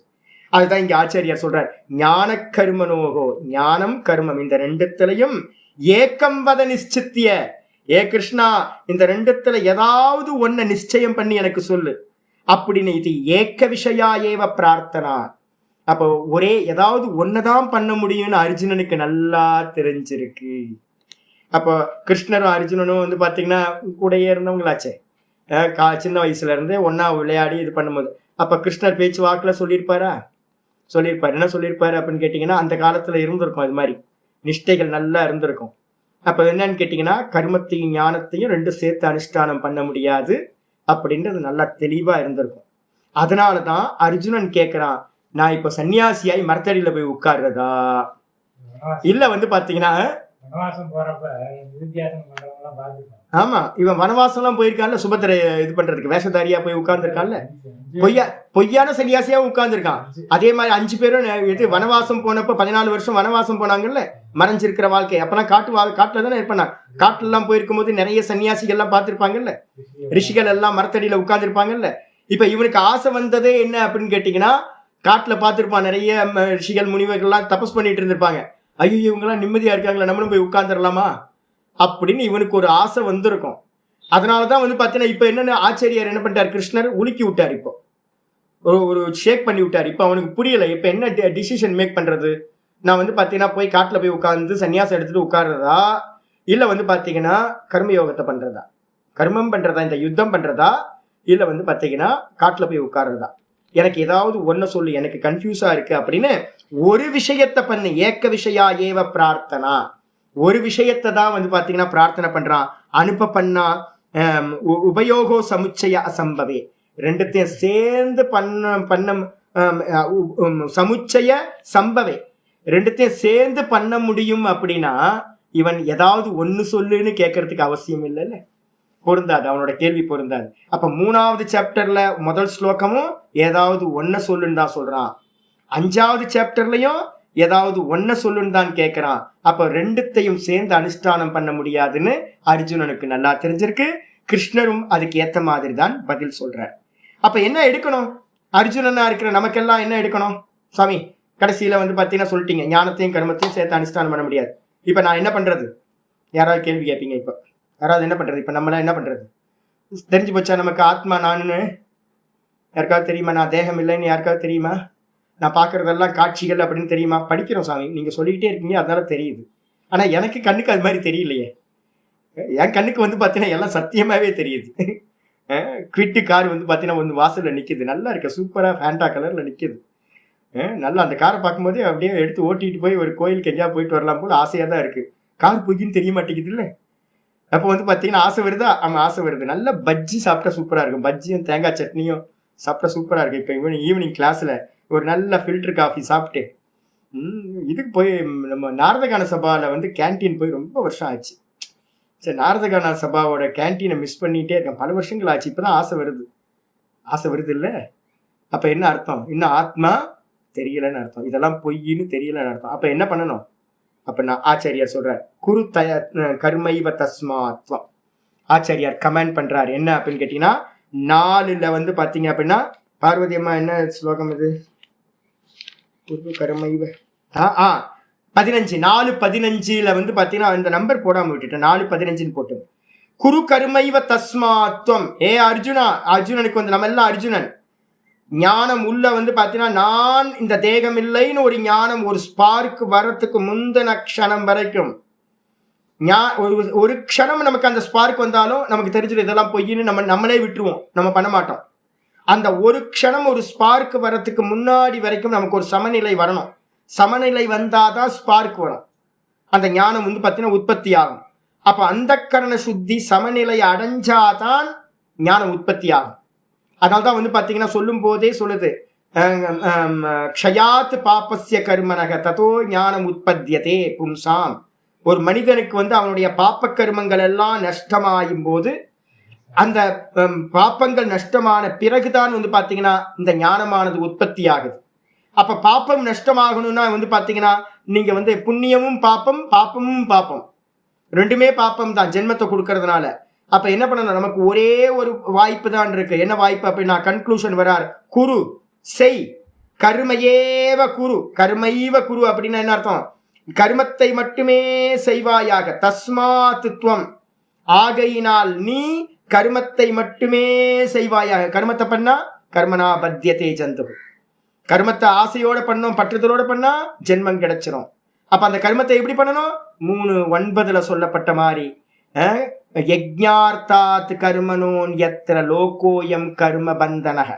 நீங்க யஜ்ஞமா பண்ணாம பற்றுதலோட ஆசையோடு கர்மத்தை பண்ணினீங்கன்னா அந்த கர்மம் உங்களை என்ன பண்ணும்? திரும்ப திரும்ப பிறக்க வச்சுக்கிட்டே இருக்கும், சம்சார பந்தத்தை கொடுக்கும். அப்ப என்ன பண்ணணும் அப்படின்னு கேட்டீங்கன்னா, யஜ்ஞார்த்தாத் கர்மனோன் யத்ர லோகோயம் கர்ம பந்தனக ததர்த்தம் கர்ம கௌந்தேய. அப்ப கர்மத்தை எல்லாத்தையும் என்ன பண்ணணும்? யஜ்ஞமா பண்ணணும். எப்படி யஜ்ஞமா பண்ணணும் அப்படின்னு கேட்டீங்கன்னா, ததர்த்தம் கர்ம கௌந்தேய முக்த சங்க சமாச்சர. முக்கியமானது என்னன்னு கேட்டீங்கன்னா, எல்லா பற்றுதல்ல இருந்து விட்டுட்டு பகவான் பண்றார், நான் இன்ஸ்ட்ருமெண்ட் அப்படின்னு மனசுல வச்சுக்கிட்டு, எல்லா இதுவும் வந்து பார்த்தீங்கன்னா பகவானுக்கு ஆராதனையா நினைச்சுக்கிட்டு, எந்த பலன் கிடைச்சாலும், ரிசல்ட் எது கிடைச்சாலும் அது எல்லாத்தையும் பிரசாதம் நினைச்சுக்கிட்டு விடுதலையோட வந்து பண்ணோம் அப்படின்னா அந்த கர்மா நமக்கு என்ன பண்ணும்? மெதுவா சித்த சமநிலையை கொடுத்துரும், ஞானத்தை உற்பத்தி பண்ணும். ஞான உற்பத்தி ஆச்சுன்னா சர்வ கர்மங்களை விட்டுட்டு நிஷ்டைக்கு போயிடலாம். இதுதான் வந்து பாத்தீங்கன்னா ஆச்சாரியார் சொல்றது. இதீச்ச ஞான நிஷ்டா அசம்பவம் அர்ஜுனஸ்ய. யாராவது கேட்கலாம், யாருக்கு ஞான நிஷ்டா அசம்பவம்? காட்டுல போய் உட்கார்ந்தா என்ன பண்ணுவான்? நான் ஏற்கனவே உத்தரகாசியில நடக்கிறதெல்லாம் பார்த்து சொல்லியிருக்கேன். ஏற்கனவே கங்கோத்திரியில் என்ன சாதுக்கள் பண்றாங்கன்றத பார்த்துருக்கேன். பத்ரிநாத்லையும் அமர்நாத்லையும் ஏகப்பட்ட குகைகள்லாம் போய் பார்த்தாச்சு. நான்லாம் ரொம்ப கியூரியாசிட்டி. சின்ன வயசுல வந்து பார்த்தீங்கன்னா இங்கே ஒரு முனிவர் இருப்பாங்க, அங்கே ஒரு முனிவர் இருப்பாங்க. இந்த சப்த இதில் இருக்குல்ல, பத்ரிநாத்துக்கு மேலே என்ன தாரா இது, நீங்கள் போயிட்டு வந்தீங்களே, சதோபன் வரைக்கும் போயிட்டு வந்திருக்கேன் மேலே. அதுக்கு கீழே வந்து பார்த்தீங்க அப்படின்னா பத்ரிநாத் மேலே வந்து பார்த்தீங்கன்னா ஒரு 5 கிலோமீட்டர் 10 கிலோமீட்டர் நடந்தீங்கன்னா போனீங்கன்னா ஒரு குகை இருக்கும். அங்கே ஒரு சன்னியாசி இருக்கார். நான் போய் உட்காரும்போது அங்கே ஒரு 3 நாள் உட்கார்ந்து அவர்கிட்ட இருந்து எனக்கு ஏதாவது பிராப்தி ஆகுமான, ஒன்றும் பிராப்தி ஆகலை. அவர் என்ன பண்ணிட்டு இருக்காரு தெரியுங்களா? மானாவை தாண்டி வந்து பார்த்தீங்கன்னா சதோப்பன் போகிறதுக்கு நடுவில் ஒரு குகை இருக்கு. என்னது அந்த பேர்? நல்ல பேராச்சு. சகசரதாரா. சகசரதாரா சப்ததாராவா? வசுதாரா. வசுதாராக்கு பக்கத்துல வந்து பாத்தீங்கன்னா ஒரு கேவ் இருக்கு. நீங்க இங்கிருந்து அங்க போறதுக்கே ரொம்ப கஷ்டப்படணும், நடந்து போறது ரொம்ப கஷ்டம். அந்த இடத்துல வந்து ஒரு கேவ்ல போய் நான் ஒரு சன்னியாசி இருந்தார், நான் அங்க போய் உட்கார்ந்துருந்தேன். உட்காந்துட்டு அவர் என்ன பண்ணிட்டு இருக்காரு தெரியுங்களா? ரமணர் வந்து பாத்தீங்கன்னா அகமகம்ல நின்றுட்டு இருந்தார். இவர் என்ன பண்ணிட்டு இருந்தார் அப்படின்னு கேட்டீங்கன்னா, எந்த ஃபாரினர் வருவான் அப்படின்னு டீட்டெயிலா கலெக்ட் பண்ணி வச்சிருக்காரு. நான் அடப்பாவி, நீ எதுக்கு அங்க போய் உட்காந்துட்டு அதை பண்ணணும்? இங்க ஊர்லயே உட்காந்து பண்ணா போதுமே. அது குகைக்கு எதுக்கு நீ போகணும்? அதுவும் ஆள் இல்லாத இடத்துல உட்காந்துக்கிட்டு யார் வருவா யார் போவா எல்லாத்தையும் சென்சஸ் எடுக்கிற மாதிரி ஒவ்வொருத்தரும் டீட்டெயிலாக கேட்டுவான். நான் போனோன்னு உங்கள் அப்பா எங்கே இருந்தாரு, எங்கள் அம்மா எங்கே இருந்தாங்க, உனக்கு என்ன வயசாச்சு, என்ன பண்ண, ஏது செஞ்ச, என்ன சொன்னியே, என்ன சென்சஸ் எடுக்கிற நீ, என்னோட லைஃப் ஹிஸ்ட்ரியா நீ எழுத போற, எதுக்கு இவ்வளோ டீட்டெயில் கேட்குறீங்க? போறவங்கிறவங்கள்ட்ட எல்லாம் இவ்வளோ டீட்டெயில் வாங்கிட்டு இருக்காரு. அப்போ என்ன அர்த்தம்னா அவ்வளோ விஷய சிந்தனை வந்து பார்த்தீங்கன்னா காட்டுக்குள்ளாரு. அப்போ என்ன அர்த்தம்னா சமநிலையை அடையாம ஒருத்தன் காட்டுக்குள்ளார போய் உட்கார்ந்தாலும் கூட அவனுக்கு நிஷ்டை பிராப்தி ஆகாது. இப்ப அர்ஜுனன் வந்து பாத்தீங்கன்னா நான் சன்னியாசியா போறேன் அப்படின்னு சொல்றான்ல, இவன் சன்னியாசியா போய் உட்கார்ந்தா கூட வந்து பாத்தீங்கன்னா இவன் என்ன பண்ணுவான், அங்க உட்கார்ந்துக்கிட்டு ஃபேமிலியையும் நாட்டையும் யோசிச்சுட்டு இருப்பான் எல்லாத்தையும். அதனால இங்க ஆச்சாரியார் சொல்றாரு, ஞான நிஷ்டா அசம்பவம் அர்ஜுனஸ்ய. அர்ஜுனனுக்கு ஞான நிஷ்டை அசம்பவம், தான்ல நிக்கிற அவஸ்தை முடியவே முடியாது அப்படின்னு அவதாரணேன தரிசயிஷ்யதி. அவர் என்ன பண்றாரு, 4வது அத்தியாயம் 15வது ஸ்லோகத்துல நிச்சயம் பண்ணி சொல்றாரு, குரு கர்ம ஏவன்றது எம்பசைஸ் பண்றது, அவதாரணம்னு பேரு. நீ கர்மத்தையே பண்ணு, நீ எந்த காரணத்தை கொண்டு காட்டுக்கு போறேன் அப்படின்னு போய் உட்கார்ந்து என்ன பண்ணாத, போய் உட்காராத, விஷய சிந்தனை தான் பண்ணிட்டு இருப்ப, சமநிலை உனக்கு அடையலை இன்னும். நீ அப்ப என்ன பண்ணு அப்படின்னா, யாரெல்லாம் ஞான நிஷ்டை அடையணும்னு நினைக்கிறோமோ அவங்க அதுக்கு முன்னாடி கர்மயோகத்தினால சித்த சுத்தி சமநிலையை அடைஞ்சுதான் ஞான நிஷ்டைக்கு கர்மத்தை விடணும். அதனால கர்மம் வந்து பாத்தீங்க அப்படின்னா 6வது சாப்டர்ல 6:3 ரெஃபரன்ஸ் எடுத்துங்க. 6:3 சொல்லும் போதே சொல்றார். 6:3 வந்து பாத்தீங்கன்னா ரொம்ப அற்புதமானது. 6வது அத்தியாயம் ஆத்ம நிஷ்டைக்கான ஸ்லோகம். அதுல சொல்லும் போதே சொல்றார், என்னது 6:3, ஆருருக்ஷேர் முனேர் யோகம் கர்ம காரணம் உச்சியதே யோகாரூடஸ்ய தஸ்யைவ சமக்காரணம் உச்சியதே என்றார். எவன் வந்து யோகத்துல ஏறணும்னு ஆசைப்படுறானோ அவனுக்கு கர்மம் தான் சாதனம். அந்த கர்மத்தை என்ன பண்ணணும், யோகமா பண்ணிக்கிட்டே போனீங்கன்னா சமத்துவம் அப்படின்ற ஒரு குதிரையில ஏறி உட்கார்ந்துடலாம். நீங்க குதிரையில ஏறிட்டீங்க, சமத்துவம்ன்ற குதிரையில யோகத்துல ஏறிட்டீங்க அப்படின்னா எல்லா கர்மத்தையும் விட்டுட்டு நிஷ்டையில உட்கார்ந்துடலாம். எவன் யோகத்துல ஏறணும்னு ஆசைப்படுறானோ அவனுக்கு பேரு ஆருருக்ஷுன்னு பேர். அவனுக்கு எது சாதனம், கர்மம் தான் சாதனம். கர்மத்தை விட்டுறக்கூடாது. கர்மத்தை பேய் மாதிரி பண்ணிக்கிட்டு நம்ம கர்மங்களை நித்தியம் பண்ணிக்கிட்டு ஈஸ்வரார்ப்பணமா பண்ண சமநிலை வரலையே அப்படின்னா அப்ப நல்லா பண்ணலன்னு அர்த்தம். இன்னும் நல்லா பண்ணணும் பண்ணிக்கிட்டே இருந்து சமநிலை வந்துருச்சுன்னா திரும்ப அந்த மனசை ஆட்டக்கூடாது. எல்லா கர்மத்தையும் விட்டுட்டு யோகாரூடன் ஆயிடுறோம். திரும்ப என்ன பண்ணணும், தஸ்யைவ சமக்காரணம் உச்சதே, சர்வ கர்மங்களையும் சன்னியாசம் பண்ணிட்டு வெறும் ஆத்ம சிந்தனையிலேயே ஆத்ம தியானத்திலேயே இருக்க வேண்டும். அதனால அர்ஜுனனுக்கு வந்து இது பாசிபிள் இல்லை. அதனால என்ன பண்றாரு, நீ கர்மத்தை செய், கர்ம யோகமா செய் அப்படின்னு உபதேசம் இதோட இங்க முடியுது.